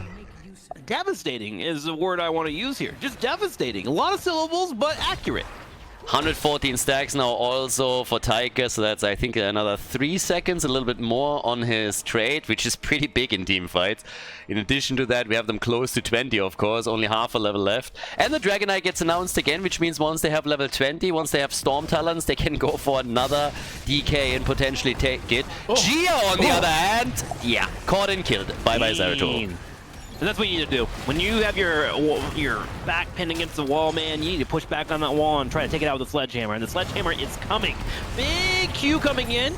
Knock into the wall. Even a Mao for good measure. We do have Mal'Ganis trying to slash in the back right and do some pretty decent damage to Whitemane. The problem about Mal'Ganis is he doesn't really do much damage, so we need someone here to help him out. He's at 41,000 damage. He's this. Oh, is he really? He's nearly at the same damage that Tychus by now. Okay, Blizzard, janitor, please stop cleaning the floor and nerf Mal'Ganis. Fort now in trouble in the top left corner. 20 now available for the blue team, but here's the issue. They only have 2 members on the field right now. This is the window the red team was looking for. They were looking to open this wall, and now is the time for them to seize the opportunity. No, absolutely. I mean, this is really the window they've been looking for. They've been looking for an in the entire time, and now they have one. So that's their chance to close the gap in experience further, to take some structures out, maybe even get an objective, which again isn't easy if you have only 4 bodies on the map. You need to get kills. It's the only thing. Yep, and Dragon, while a decent option, it's going to be slowed down by Malfuel and Tychus, so you might as well try to get the fort yourself, and that's what's happening here. Talking about ins and outs, did you hear that apparently in Idaho an in and out opened up and they had an 8-hour queue? Why are you listening to... Okay, I have 2 questions. One, why are you listening to advice or information about Idaho in America? It popped up in my Google newsfeed. And you were like, I'm going to read this. This is actually really important to me. Dude, 8 hours! Who waits 8 hours for a burger? Bro, seriously, I'm telling you, when it comes to America, we fucking love our drive-thrus. I'm not kidding. Like, it is a daily issue. People have 30 to 40 cars lined up for chicken wings just right down the street from me, and I'm not kidding. Honestly, I think chicken wings because of the line. People saw the line and thought there's free gold at the end of it. They just didn't know what it was. Yeah, people. No, I'm not kidding you, dude. Like for cheeseburgers, and now it's actually like pretty popular in America. These are like legit issues. We talk more about it later on, but we have a huge fight happening here down on the bottom right side as we have a full engage. Cigar's low on HP, trying to kite out. Just find a nail on the side. Goes to the maul, misses out on it. Big upheaval as well as the brawl continues. Everyone is low. Agents finally connecting. Yeah, Zeratul is starting to try and get a kill here. Gia's jumping in. He wants it, and he gets the kill. No, baby. They really try to take him out here, but it's only Malthael and Leo that die, and obviously he has buyback. So Malthael is already back in game, and Mal'Ganis has taken that Dragonite. Ridiculous. What a chaotic fight. And they see a win condition down here in the bottom lane. They take this dragon, they push all the way to the core, start beating on top of it. They have Odin as well that just finished up, so it'll be up in 1 minute. They're waiting for all their members to pop up, but this is potentially a death walk if the red team is unable to defend. I don't think they can go for core here. Zagara is going to melt it away, isn't she? True, yeah, she will. And the constant siege from Cho'Gall as well. He's not no slouch either when it comes to damage. I mean, Zagara is low, that's a problem, but he gets the heal. Renella actually misclicking there for a second, fat fingered the button and whipped her too. That didn't do too much, but yep. Dragonite is already gone. Again, as I said, like, Zagara melted that guy away. No chance. And now maybe the Entomb? Oh, he doesn't have the cooldown. Yeah, I used it earlier to try and lock down Mal'Ganis. They were unable to fight it back. Zeratul was putting too much pressure on top of the carries, but now they are running away. Cho'Gall does have good chase potential. Zagara, be careful not to overextend. Yeah, Zagara could have dropped the more. She didn't have the ult ready at the time, but if she just got close enough, there's a chance. Oh, well, they got upheaval. Now there's a chance, all right. They're forcing the fight around Mal'Ganis. More is being used. They're getting ready. Zeratul is rotating in too. They want the fight. They get the fight, and they get the kill. Yes, they do. They do. Twisting Nether available here too. Sven able to kite away at the last second. Hunter Orc getting low on HP. Gia just trying to buy time, snipe anyone on the backside, but he can't get anything. Finally, a connect comes in though. A last right, and Cho'Gall is able to survive. Gets the shield at the last second, now getting healed up, and they are pushing. Has the red team seized the moment, or are they turning around? They might actually be able to win this now. Jesus, what a game. The Raiders in trouble. Cho'Gall in the late game. We have also Leo with the Burning Despair here as his level 20. The Pack Instinct. Cho'Gall with the favor of the old gods. And in addition to that, we got Oriel with a Shield of Hope that they got there on the end to save Leo. So now they're going for keep, and they're going to take this one down. 100%. The keep is going to fall. I'm not sure if they can get more than that, but the keep is gone. Insane fight. If they can get another kill. Oh, Tigers! This has to be it here. Molten at the last second. Can they heal him up? Cho'Gall gets hit with Malthael Rock, but is unable to kill him as this healer continues to pump out the numbers. Another target falls, and Malthael's down for 80 seconds. We do have Mal'Ganis up. We do have Gia as well. But as the moments go by, Ariel is going to continue to build up that hope. Yeah, they're trying to go for the core. There's catapults everywhere as well in the middle and top lane for the blue team. Not too much yet, not really threatening the keeps yet, but the objective is also up. They could fall back and try to go for the objective instead. Mal'Ganis gets Maud. They're coming in with the ult. Oh, but Zeratul is chasing them and they're retreating. They're trying to get away here. Leo is still acting as an observer ward, of course. An attempted play for Mal'Ganis that also doesn't work out. They really got to make a decision. Do they want to go for the objective or do they want to go for core here? Tigers is back in 10 seconds, and once he is, I don't think they can do this anymore. If you see a healthy Mal'Ganis, you got to retreat from this. The engagement's really too aggressive, and Zagara's getting low on HP. And, just mana right now. Gia's trying to potentially get an engage and slow them down, but the opportunity is not there. Tykees is up, and we will continue to keep moving forward here on Dragonshire. 20 minutes in, both teams tied 22-22. And at the same time, we have them with 15 to 13 kills. The damage output from Cho'Gall and Zagara is just nuts. Both of them at 79,000. Tykees a close third. And they're sieging up on this. They just say like, yeah, we're going to do this now. We're going to siege up on that core. And I'm not so sure if I like that decision. I mean, it's tough for them to really get a Dragonite if you have only 4 bodies on the map. And Zeratul has the mobility, of course, for the blue team. But damn, this is getting way closer than I thought. The blue team had control over so much of this game. But now, it's, I mean, honestly, whoever wins the next team fight takes it. Well, first Dragon Shire is grabbing the bottom lane. The blue team did give them a safety valve as they grab the Night Camp to the top side, so that will be pushing in towards that keep, and if it's left alone and uncontested, it will do some substantial damage. In fact, G is there to help it out. It does kind of feel like the red team has said, you know what, we're just going to stay down here on the bottom side and not give up the dragon and keep trying to siege, try to catch someone in a position. They do have those creep tours to scout out any flanks that could occur. Mal'Ganis has tried twice now to go for the flank, but they peel back each time because of their great situational awareness. You can actually tell how the blue team is always being forced back down to the bot lane to defend. They were trying to roam the map and they went to the top. They have a camp top side, which is going to threaten a keep.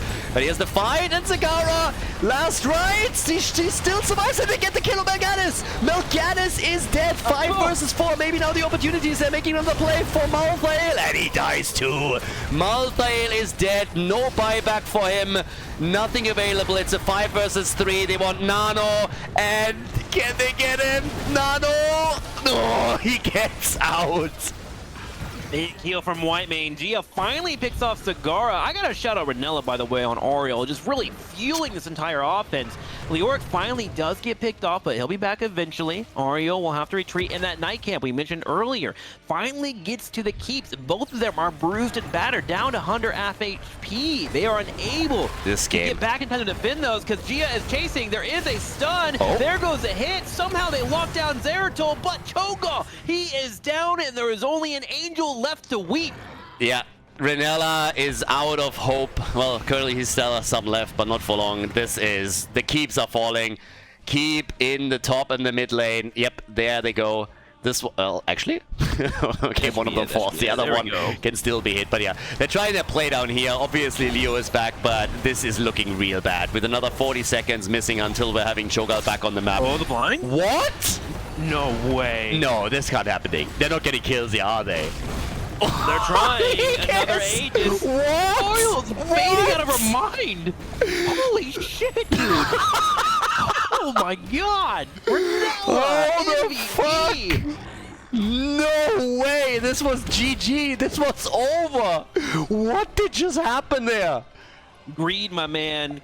Just pure, unadulterated greed. Right there. Tychus trying to turn it around, throwing everything at Ariel. Ariel one step ahead every single time.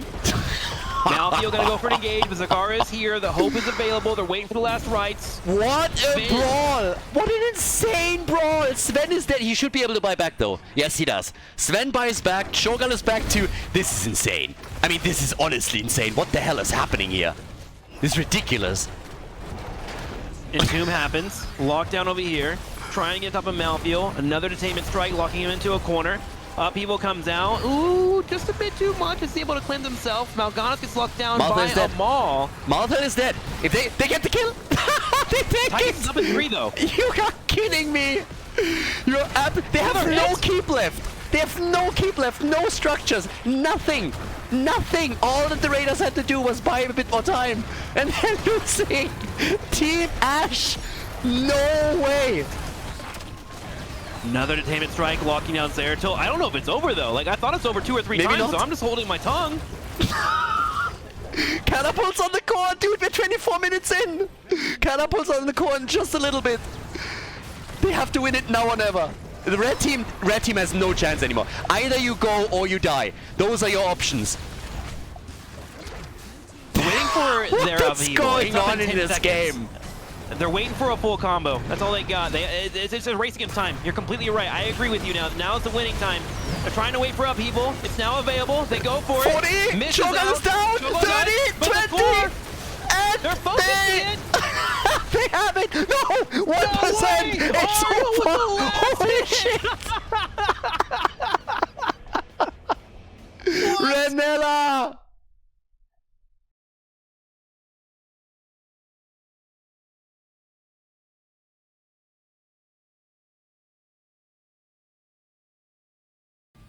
Okay, Battlefield of Eternity. After that banger, Renella needed a second, and I don't blame him. His Oriel performance was absolutely insane on Dragon Shire. But yeah, I don't know what to say. Team Ash is in the lead.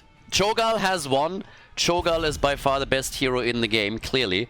And now the Raiders have to step it up a little bit if they want to force game number 5. But boy, what an insane third map we just saw. Ridiculous. My heart is still beating from watching that Ariel play. Like, Ariel to me is kind of boring, honestly. Like, she's a generator that kind of like set things up for heals and whatnot. Renella, what he just did on Ariel was not boring. That was damn near sexy. I'm not even kidding, man. That was some attractive gameplay. That's what I want in HOTS. My man supported from the back lines. You don't see that every day. That was a unique game. When they won that fight at the bottom, where it was just Leoric respawning and Oriel, and they got both kills, I couldn't believe it. I basically, like, already... The second that only Oriel was there and she was trying to run away, I kind of zoned out in my head, and I was like, okay, she's gonna die now. They're gonna go for the Dragon Knight, and they're gonna end the game. And then all of a sudden, the fight continues. Leo respawns. I'm like, what's happening? Why did Oriel not die? Go down, and Tychus gets murdered. I was just like, what on earth? I mean, insane performance from him. Absolutely insane. Absolute sploosh-worthy gameplay. Not even kidding, man. Oh my gosh. Sylvanas banned out. Makes sense on BOE. Obviously, now it's getting totally ridiculous. We have 52 heroes that are already banned. So 52 heroes are out. The 22 pre-bans and also the 30 heroes that were already played. So something like Sylvanas, she already hits hard in game number 1. Now you're in game number 4. You really want to get rid of her. If you get Sylvanas on a map like Battlefield of Eternity, you are in an absolutely insane position. So definitely a really, really good bet. And you can see how they're targeting the main tanks as well now. Yep, there's a Varian taken out again. Why is Varian like the focus out of all the tanks? Is it just because he's easy to build around with what's left over? Does he get stronger when the main tanks sniper are gone? comes, just like the amount of CC, and with all of the... If the more and more support's gone, you're missing out on cleanses. So there's less and less cleanses available in the game, and that makes Varian really dangerous there too. I mean, look at what's banned here. They have to really deviate away from it. That gives us now Tannis first pick, which makes a whole lot of sense at this point. So yeah, no problem. Trash Tannis in game number 4. You need to back up, slow your roll a little bit with the trash Tannis talk. My man, this is the character. Bro Tannis is the correct call when he is first pick on BOE. On other maps, I give it to you. Maybe a little trash tier. No, I mean, but like, on this map, you are right. If you ban 52 heroes, then he's actually becoming pretty okay. he's a god. Oh my god, walking forward, double side blade at the mark, ready to go, leading his team to victory, swaps galore, and of course he destroys that darn immortal. There will be a Thrall and a Chen picked up for the first and second pick, which is something I would never think I would say, but in the meta madness, anything goes. Chen is a god. I love Chen here. They released a trailer for Kung Fu Panda 4. I'm not really a big fan of all of these like follow-ups and sequels, but honestly, Kung Fu Panda always had a little bit of a soft spot for that. I like the humor in there. But yeah. Morales? Yeah. So they're trying to just like sustain Zul even more. Jack Black is just too hard to hate. He really is, man. He's such an awesome dude. Zul and Morales, as you mentioned. Interesting Zul. Is he running tank, Zul? Are we getting to that point? Yeah, I mean, we've had Zul tanks, and we had quite a lot of them. Honestly, Zul with the sustain build, when you go full scythe, is ridiculous, and Morales behind him, you can roam from lanes. I mean, it's Battlefield of Eternity, so it's a little bit different here, but Zul as a main thing, that's just definitely what's happening. Okay. And the ban on Suljin. Suljin is a monster here. What are we getting banned? Lily, the Lili man. I mean, are we at that point in supports? Wait, is there another support available after Lili? I don't know. I think Karazim is still up, just as one example. But yeah, it's getting wild. Obviously, map 4 is wild. Map 5 is ridiculous. If it goes to map number 5, it's gonna be absolutely bonkers. Now we got Ana. Yeah, she was in there as well, and Ophia. So you still have a nano boost for Morenas, and honestly, that is big. Like, that combo is huge for them. Okay, so you got some combinations here. You got some slows too with Thrall if he wants to go for Earthquake. Chen is great at locking people down. Those body blocks are probably actually some of the best in the game, the easiest to pull off. So like to see that, especially when he goes for the Storm, Earth, and Fire. The Panda Pals. It's all about the barrel. Give me that top kick play. You think so? Yeah, all the way the barrel? I want barrel. We had one game where we had the pandas, but I love barrel plays. They're just too damn good. Ooh, Akira. Kira is usually an auto loss, but Jimmy is great on this map now for extra damage on the Immortal. I'm actually surprised that he was picked so late. I think Kira's actually pretty solid against Ana compositions. Honestly, because at this point, Kira is fine. Yeah. Okay. She went What's the back fifth to thing gonna Wakanda be? training camp, and now she's stronger than ever. I like Hero. I think she's a little clunky to play. She actually feels like the most League of Legends character in Heroes of Storm. Ooh, I like the Deathwing. Makes it a little bit hard actually for Kira to do her grappling stuff against him. I mean, I'm here for it. Fancy comp, I like it. I like Morales. It's Battlefield. It's game number 4, everybody. So let's go. Let's make it happen. 4th game between the Raiders and Team Ash. Game number 4. Well, guys, we have our Battlefield of Eternity match. And you know, after I had to do a hand sock, we make Tim introduce the red team again. Because on the left, in blue, Sven playing Reyna. We got Gia on Kira, Nan on Atanis, Hunter playing Morales, and Johan on Zul. Right side in the red, Shin being played by Lapika. Bishop is being played by Orphea. She's a kid, Shot's a kid on Deathwing. God, I'm so sorry, guys. I'm so sorry. When the red team watches, I'm so sorry. I don't know what to say about Thrall, but he's being played by Mipek. And then the best player on this team, by far, with incredible Ariel gameplay, Renella, and also because I can pronounce their name, is playing Ana. Mipek on Thrall.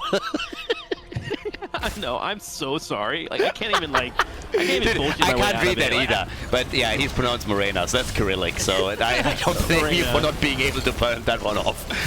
Thank you. We got him with Trash Lightning. I love Trash Lightning. We had one game just the other day. I don't know if it was Gia, Swamgrota, one of those guys. And he got it done in, I think, less than 10 minutes. It was absolutely bonkers. I think they lost that match in the end, if I'm not mistaken. But the amount of damage he was able to get out was just crazy. So yeah, awesome talent to take when you have this many melees and you don't have to play Thrall on the solo lane. So yeah, pretty awesome. I mean, honestly, this is going to be a fun one. This game is going to be brilliant. Yeah, Battlefield of Eternity has always been the map where it's like, if you were gonna do Crash Lightning, this is it. Khaldor was completely correct. Ever since that talent was showcased, this has always been the map people have been talking about. Big fight over the siege camp here to the very far south. Deathwing holding it down. Heals coming in. Ana doing her best to walk down, but here comes Kira from behind. Misses her Q. There's a bone prison though. Big swing around. Auto text coming in. Gia trying his best here, getting him low. Will bleed him out. Definitely trying to hold a point, but it's gonna be for naught as he gets picked off. Wait a minute. There's a fan. Jin shows up, working it as best he can. Khaldor. What a slaughter! Holy hell! The red team takes it. Now they're going for Gia. They want to kill there too, but damn.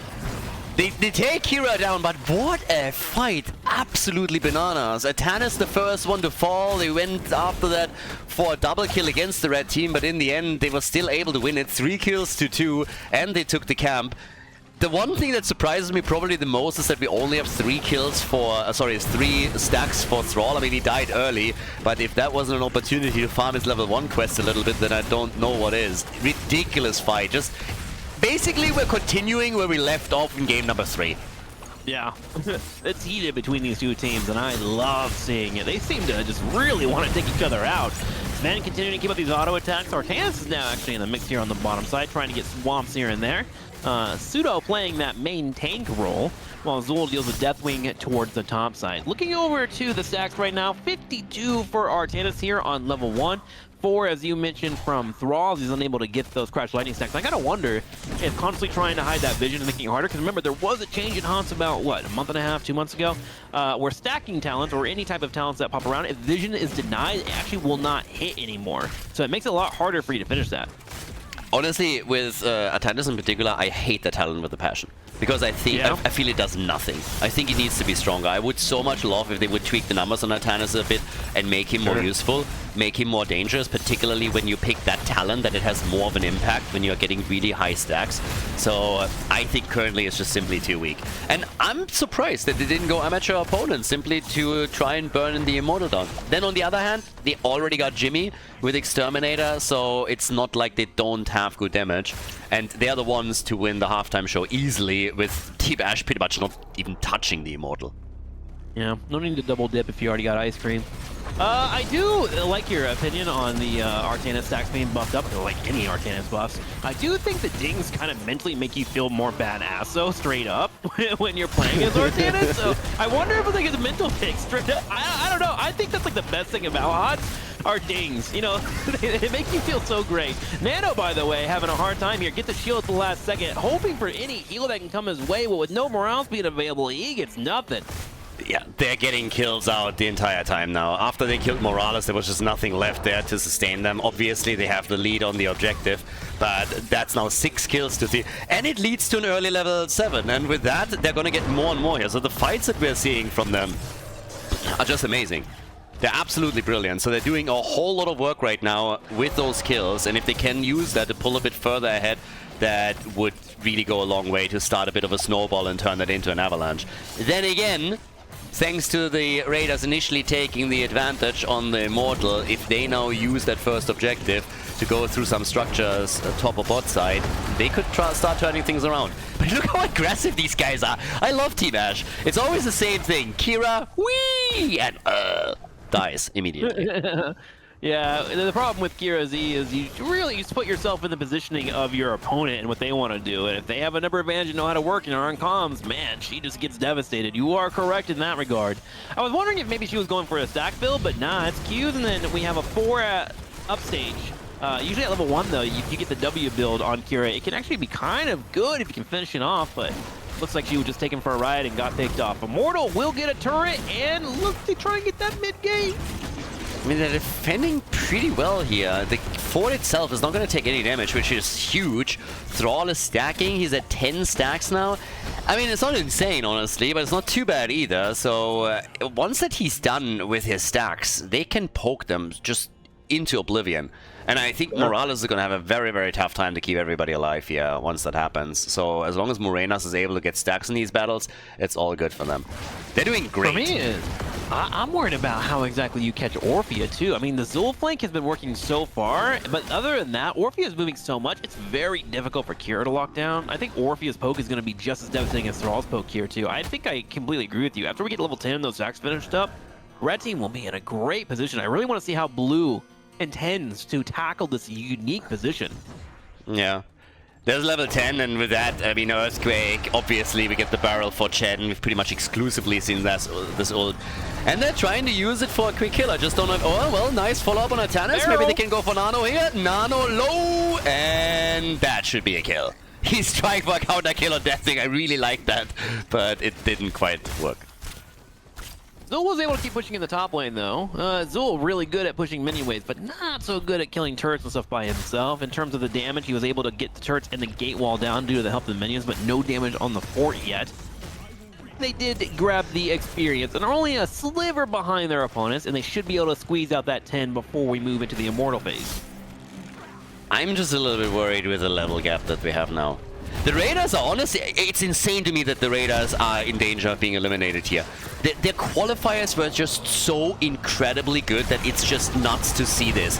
On game 4 already. And here comes the fight. Immediately Thrall coming in with another couple of hits on the Trash Lightning, trying to get those stacks together. Also being followed, might even die here. They're trying to get a stun out. Nicely done. The Immortal even helping out with all of this. And there's the swap and the kill as Nano comes in with Artanis and gets 1 kill. Deathwing out. And the Raiders with the triple kill. Bringing the pain. Gia just popped off so much in that fight. Stepped up, got a full engage, and then actually used the Immortal's push, because you're unstoppable whenever you're using her ultimate that she was using there. Pushed her into the bottom 2, stunned out 2 to 3 of them, and then got her blood stack spreading out on multiple targets, and able to help find some kills with the help of her teammates, and Artanis came in and cleaned up. Gia made Kira look amazing there. That was incredible. Dude, that was huge, because that fight was something that they really needed. They caught up in experience now. They denied stacks to Thrall. That was so needed. If that doesn't happen, they are in such a tough spot, but now they are about to lock in a second Immortal. They've caught up in experience. They're starting to catch up in kills. So yeah, this was absolutely amazing for the Raiders. This is exactly what they needed to potentially force a 5th map out of this match. I liked about that play too from Gia. If it wasn't going well, they can kind of just sacrifice Kira, because at this point, whatever, Kira's just like a hard engage, like buy room for Raynor and Artanis. So if it didn't work out, they could have made the call just to focus down the Immortal. It just happened to work out that they won the fight too. Very, very interesting way to play Kira, and not something I would have been looking to see in this series. Okay, defense time though for our red team. Let's see how it goes. We are neck and neck in experience, but that should change here if forts are being taken by the blue team. Interesting position also from Thrall. He doesn't have Sundering, so they're trying to get him in here for a quick Earthquake too. Commitment is already made, and in the back, they're going for the good old Mokus Feralis, and she gets kicked to death. There's the kill. Nicely done. Follow up on Artanis. He's dead too. That's the start of a good defense, but they're still gonna lose the fort. Orphea, though, with the greatest patience that I have seen here in this series, waiting for Morales to check a bush with a grenade. The moment that grenade flew out, there was no self-peel available for Morales, and Orphea pulled the trigger there before her teammates could even show up, got the full engage, dropped her ultimate, got her low, and then Deathwing came in with the fear. Great coordination and good call-out by Bishops to take out their opponent after using an important ability. And I mean, down at the bottom of the map, superhero landing from Deathwing, forcing them away from the fort, but this one is also insanely low. And I mean, they're going for the next camp here, so the game is actually a little bit wild right now. We have still a slight lead in experience for the red team, but they've already been brought back to an extent. That fort at the top lane being destroyed is big for the Raiders, but it still feels like it's Team Ash to... You know, they're making the moves. They're the ones to set the agenda and to say, hey, we're fighting now, let's go. And the blue team is more reacting than anything else. But they're doing it well. Well, up to this point, Caster Curse strikes again as Artanis gets murdered. So, yep, Artanis is gone. They're still trying to follow up for kill number 2. And with Fat Illidan just jumping in on Zul, they might be able to get to him too. Johan is low. Oh, but Morales, the pocket heal is there. Finn is doing such a good job of stopping Artanis from doing what he wants to do. Artanis wants to constantly keep brawling. He wants to keep hitting his attacks. He wants to burn down those cooldowns as much as he can so he can have shields up consistently. Chen just jumps in, logs him down, brings in the barrels, and Artanis doesn't have a single time to breathe in a team fight, and he is deleted before he's able to pull out his side blades. Great awareness by Chen and good focus of taking away the one strength that Artanis has on this map. It's honestly massive what they're doing right now. Like, taking that fort down at the bottom of the map was super important. Team Ash is really impressing me. It's it's so sad that one of the teams is going to be out of the tournament here, but they're definitely putting up an insane show right now. And I would love for this to go to game number 5, but Team Ash is starting to control this. But they lost 2 Immortals. So when it comes to the objective, it's the Raiders that have been ruling the game. Now the question is, can they do it again? Okay, Chen trying to zone now. The Immortal's being defended for now. Thrall is working on grabbing top lane. Deathwing actually all by himself in the bottom lane. Zul rotates over. They don't have any CC, but they will force him to use his ultimate, which is stopping them from locking down an area with fire and slows. Meanwhile, the rest of the red team steps up on the top side and starts working on that Immortal. Yeah, Chen also getting caught there for just a second by Zul. They're trying to go for Kira again. Ult from Artanis to help her. And Stim Drone on Zul, but he doesn't get anything out of it. They're isolating Nano again. That seems to be the play. Time and time. Again, they're going for Artanis. Do they get the kill? They're getting close. Orphea, she got the Nano boost. Deathwing, and they take him down. Trash Tanis is being killed again. He does what he does best. He stokes up the damage and dies 6 times in a row now. And here's level 16 for Team Ash. You know what they say about history? It's all about how the story is told. You keep calling him Trash Tanis, but I call him Bro Tanis. He walked in a 1v5, being pushed around by Kegs, fought valiantly to the very end, and though his team could not get to him, he still held a side blade in defiant honor as he held on to what he could. The red team now up 16-15. Bro Tanis will be back soon. We'll see if he can mount a comeback for the blue team. I mean, if they get a good swap with him, then maybe they can start this off with a kill in those team fights. But right now we have 19 stacks for Thrall. And this is the first Immortal, and dude, it's not only the first Immortal for them. Look at the shield on that bastard. That Immortal is going to chunk. Yeah. It'll be in its range mode to begin with until that shield goes down. The moment that shield goes away, it goes into melee, so they would love to keep up the opportunity to poke. And this is where that, God, I almost said Trash Lightning. You were burrowing that into my head. The Crash Lightning will poke them down to help out with the Immortal. This is where that poke is so massive and so useful, having the 6th member on the field for red.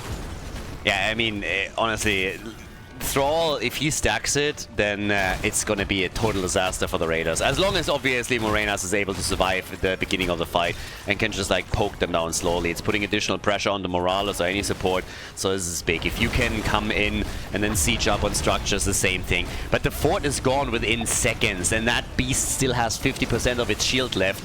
So, yeah, they're going to get some keep damage in. Not sure if they're going to get the entire thing, but they're definitely going to damage it to some extent, and then it's just a question of how much are they willing to commit here. Gia looking for a flank, decided to pull back. No opportunity really arisen, as Ana was well protected by Deathwing. Now we have the keep being sieged down underneath a 5th HP. Now a quarter of HP burned down. Keg is a full engage. Gia trying to find space in the back right, is able to escape, while Nano gets locked into a corner. All the CC, and Artanis has fallen victim once again.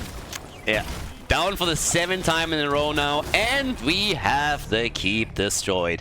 Team Ash, they're turning this into a snowball. They're currently going through the Raiders like hot butter through cheese. Fight after fight, they're getting their kills in, they take the structures down, and now they're even rotating to the bottom, hoping to at least open the wall up here. Keep wall, sieged up. Working on gate 2, 15 seconds for Artanis. Now, the good news for blue team is they are on even talents. There are a couple of missing heroics, and there is Zul in a position for a flank. If they do overstay their welcome at any point, there can be a hard engage coming in from the blue team. Artanis is up in 2. Gia and Zul step up, and they're going to begin the fight. Zul in the back, but immediately Chen with a keg. They're trying to isolate him. Johan in trouble. Artanis with his ult giving you a little bit more breathing room, but it's not going to be enough. The kill on Zul starts the fight off, and that's a disaster now for the Raiders. They're desperately trying to get a kill, and they might be able to take Renella down. They go for Ana, and they kill her. Ana gone. Maybe now the opportunity to farm them a little bit more. Chen is gone, and the kill from Gia. Kira is able to get a kill and survive herself. They're still trying to battle this out though. 2 against 3 right now, and Gia had to retreat half out of the fight as we have Deathwing and Orphea trying to get a kill on Artanis. And Gia was able to heal up. Boy, he's coming back here. Bishop trying his best to win this 2v2. With Gia now here, they kick Orphea into a corner. Orphea with her talents, though, trying to get the trade out. Shield at the last second. Hunter Orc is keeping up the heals. Bishop will need a kind of way, but so does Deathwing, and Deathwing doesn't have any mobility right now with no ultimates, and now he has to just try to escape. A swap comes in. Deathwing goes into the sky and is able to get away, but that is 4 people down for the red team, and it is time for the Immortals. That was a big swap. That was a huge swap from Nano. So they might get some value out of the pig after all, coming in and try and take the objective. Now, let's not forget, there's only half a level until Team Ash is level 20. So yes, they lost the fight here, but they still did a lot of damage, took a keep down, and have a chance to snowball this to level 20 so that they have a talent advantage for the second half of the objective. But honestly, it's getting a little bit too clutch. This is the best opportunity for the Raiders to bring it back now. Yeah, it sure is. Mortals now down to half HP for the blue team. They are looking good. They set up for the aggressive play as well, knowing their opponents are probably going to be a little bit more reluctant to push forward without Orphea. And they take this Immortal down so quickly. Oh my gosh, look at that. Shield is going to be massive, and what we just saw for the red team is now available for the blue team as we are setting up for the in-game materials. My golly gee. There's just one caveat, they don't have level 20, so... if they can take... I mean, they're trying. They're having Zul at the top. He can get the minion wave and the camp, and then at the bottom, if they get one more... The problem is, without level 20, I wouldn't want to go up against what Team Ash has here. Earth and Shields is insane, then you have the Nano Infusion in, so they're trying to get it as quickly as they can, and there it is now. But half of the shield has already been removed, and they're still trying to buy a little bit more time. Just, yeah, look at Chen. Chen is buying them that time that I was just talking about, and they can take the Immortal down, and they should be able to. The ult was interrupted for Gia as Ana hit with a sleeping dart right in the middle of it, stopping her from her big ultimate take out Orphea, and now Gia is down. I repeat, it is a 5v4 for the red team, and Thrall is looking to turn around the fight to grab Artanis, and there he goes. Red team deleting 2 members of our blue team. And up at the top lane, we have a Catapult already pushing for the core, and I think they're going to try and go for it. They're sacrificing their bot lane now. They're not trying to defend. They're going for game here. They're really trying to move in to end the game right here, right now. Deathwing is just stopping the Immortal. That's all that he's supposed to do. They could have saved the keep. They decided not to. Instead, they're going for the fight at the top. They try to end the game here. And Deathwing will come in to help out as well as soon as he can. But yep, the core even taking damage down here.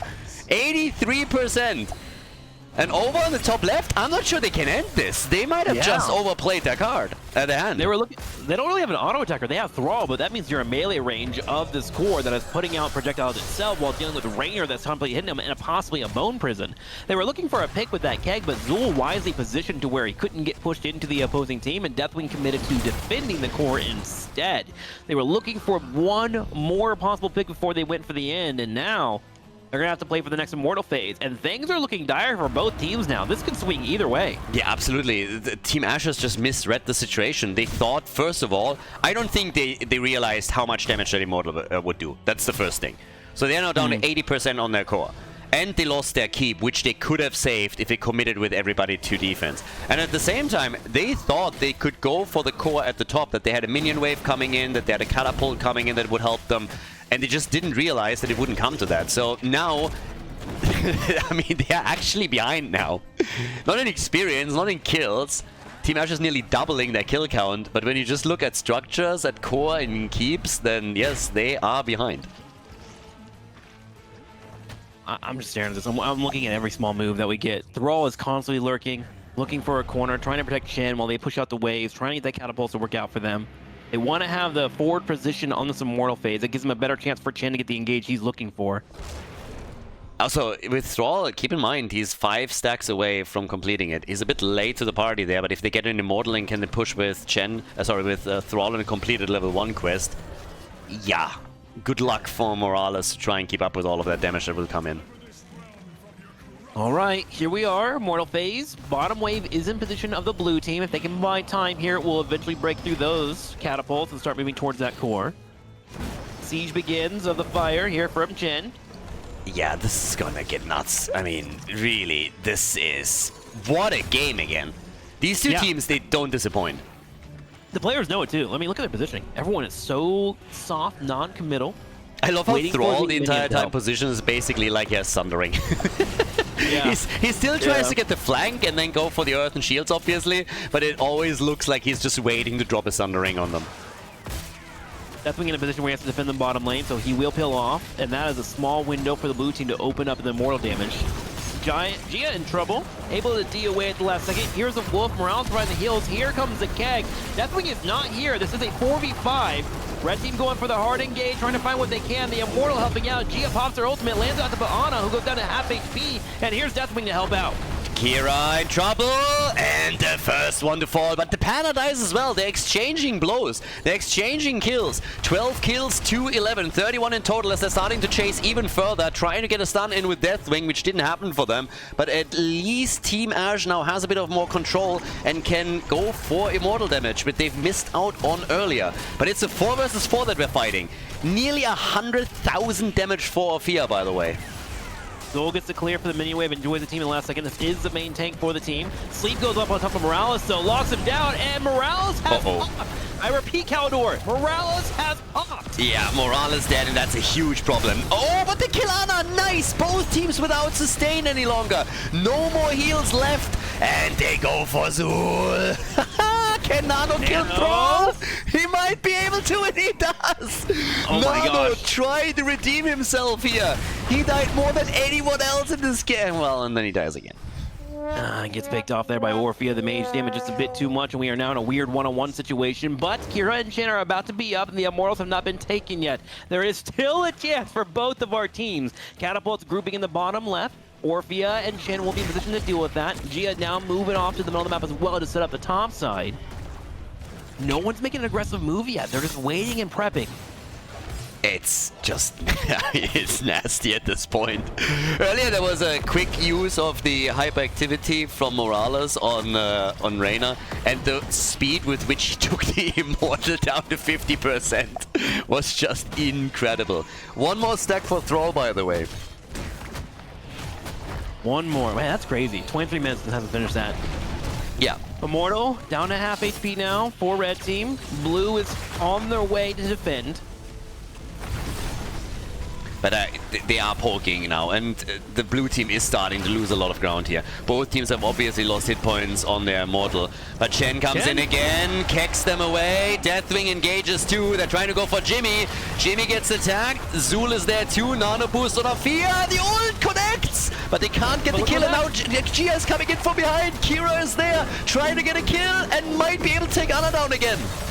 Ana does go down, but Gia now has used all their cooldowns. Can they stay alive? A safeguard will buy him a little bit of time, but it isn't enough. Chen able to hop in a second here.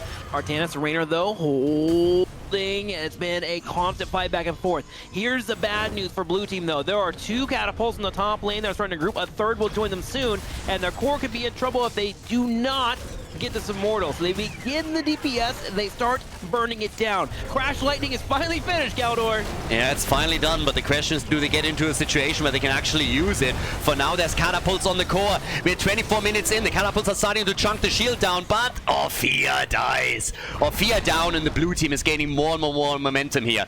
But Sven might be in trouble. The Panda, he can't get the kill. Morales is close enough. Safeguard at the last second keeps them alive. The Immortals are still here. 3 left. Ana will be up in 8 seconds, but she will have to run across the map and help out her teammates. Yeah, now they get it. They get it. Jimmy gets it. Jimmy has it. They get the Immortal. Can they end with this? I mean, the shield is low. Nah, it's 40%. They have to go to the top keep first, and that's actually good news that they at least go top lane, because that means they don't have to defend against these catapults here. I'm not sure if they can 100% end with this, because now Thrall can poke. If he starts poking early, I mean, this is gonna hurt no matter what, but maybe they can save it. It all comes down to a micro slip-up, right? Chen comes in with a keg, trying to push Zul back. They did see Kira and Raynor defending on the top side. They were hoping they could find a pick here. Nano boost on Chen. They get some dice poke out. There's the ult. He doesn't get enough though. They want the Immortal. Deathwing gets attacked. The Immortal loses its shield. Deathwing is still able to get away here. 5 versus 5 now, and the Immortal is losing hit points. Is losing hit points quickly. They might be able to save the core. There's no way they save the keep, but the core they might be able to, and they're going for the fight in the back, trying to go for Gia again. Immortal is falling fast. The blue team, they don't want to overdo it. Johan is already low, and they're realizing that they won't be able to end the game right away. It really is a game of centimeters right now. Series. Every single game in here is a banger. And this does suck for the red team. There's no way to shy around it. But they do have Deathwing, right? And Deathwing has a semi-global, not as fast as Dahaka, not as fast as Falstad, not as fast as Brightwing, but he can jump in the air, heal up, and jump in and fight. So they can leave him to defend and hold these waves down while they defend their own Immortal during the Immortal phases. But there are some very, very tight windows. I mean, look at the damage numbers. 123,000 for Fia. Chen, I keep calling him Chen. Thrall is on 82,000, second highest damage in the game. And then you have Jimmy with 76 and Artanis still with a pretty respectable 72,000. So he might have died nearly 10 times. He's going for the double digits here, but slowly and steadily, Nano is also able to get some damage on the board. I think I'm keeping an eye right now on Gia and Kira, who has been surprisingly efficient on Kira in terms of getting the back line and locking down Ana. Yeah. But also, I'm keeping an eye on Orphea. If Orphea can land another one of these massive combos and just instantly delete a carry, whether it be Artanis or Raynor, this game can just really open up. Those are the 2 that we need to focus on for this end game. Because while we do have the setup in for Chen, he can't do it himself, right? He can't just delete a target. It comes down to this nano-boosted Orphea or Kira finding the big AoE strike that she is going for. Remember, at level 20, Kira picked up the ability Silent Killer. So if they're able to get on the back line and silence even Orphea can't queue herself out of the fight, right? She has to be saved. They're still trying to defend down at the bottom of the map against catapults and push for the keep. And Ana is already like sitting way far in the back because of exactly what you talked about. The ability of Kira to just get on her time and time again. And Gia is sitting exactly there once more. They're trying to go for Jimmy. Barely missed out on getting a kill there. But Orphea is already zoning Gia away. The second that they spot Kira, they know that she's going to come for Ana again. And they push her back out. Yep, that's the answer. Just Earthquake immediately here. Which Gia's fine with, just going in and poking and getting that massive cooldown utilized by Thrall. It's 80 seconds until it's back up and available. So the next time she comes in for that pass, that won't be available. And she should be able to land her engagement on top of Ana. Poke begins. Orphea trying to hit from afar. Wolf connects to the stun from the Immortal. Big hits now again against Johan. Once again, Chen is already on it. And back in the back, we have Ana attacked once more. And Ana just gets fun.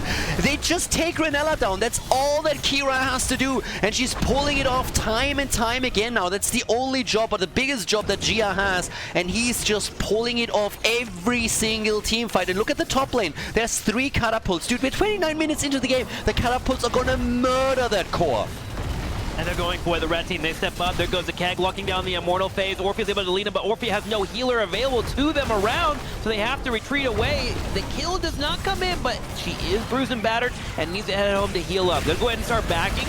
Can help defend that top lane, but the rest of the other 3 members of the red team are trying to hold in. Thrall's low on HP. There's a huge stim back coming in from Artanis, and he is just running it down right now. Artanis is now I mean, it took him ages, but he's finally in a position where he's starting to do some serious damage, and in that situation, that ult dropped on him from Morales was just perfect. Again, they have no support. There's no healer on the side of Team Ashe. That's their biggest problem. They just don't have the sustain. They still got a kill against Kira, but that only goes so far if you can't go for long sustain fights. You have to go in, get a kill quickly, or you have no chance. Now, Ana is back, but they have to somehow defend this while catapults are pushing everywhere for their core, and it's starting to become troublesome. They go for Johan, and Zul is dead.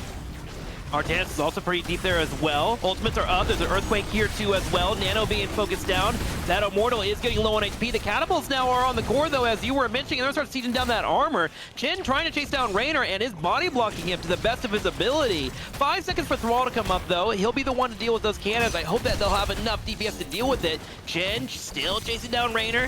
Ana trying to dodge out on Gia. Safeguard coming in. Big ultimate from Gia to the zone, but they sidestep it. There's a slow finally, and Gia is down, Khaldor. The core has dropped down to 60. Thrall has defended it, but can they finish? I mean, at this point, it's honestly a question what you're gonna do. That's one way. You're coming in and you're taking down Morales. Only Jimmy is alive. But what do? Do you go core? Do you go for the Immortal? Do you go for the keep? They're trying to end the game here. There's only one defender. They want to end the series. This is the opportunity. 10 deaths on Artanis. 91,000 damage for him. Jimmy is entering the 6-digit club. He's on 100k as well. And Sven is dead.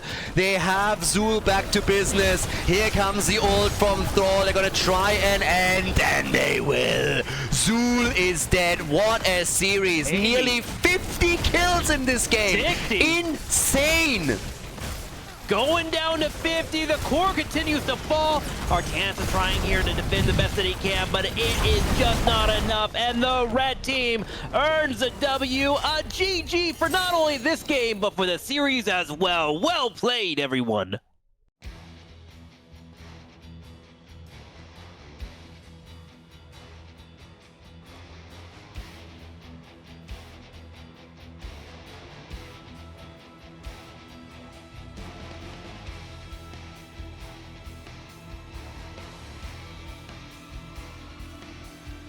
Thank you everybody for watching the video today. I hope that you enjoyed the show and the commentary.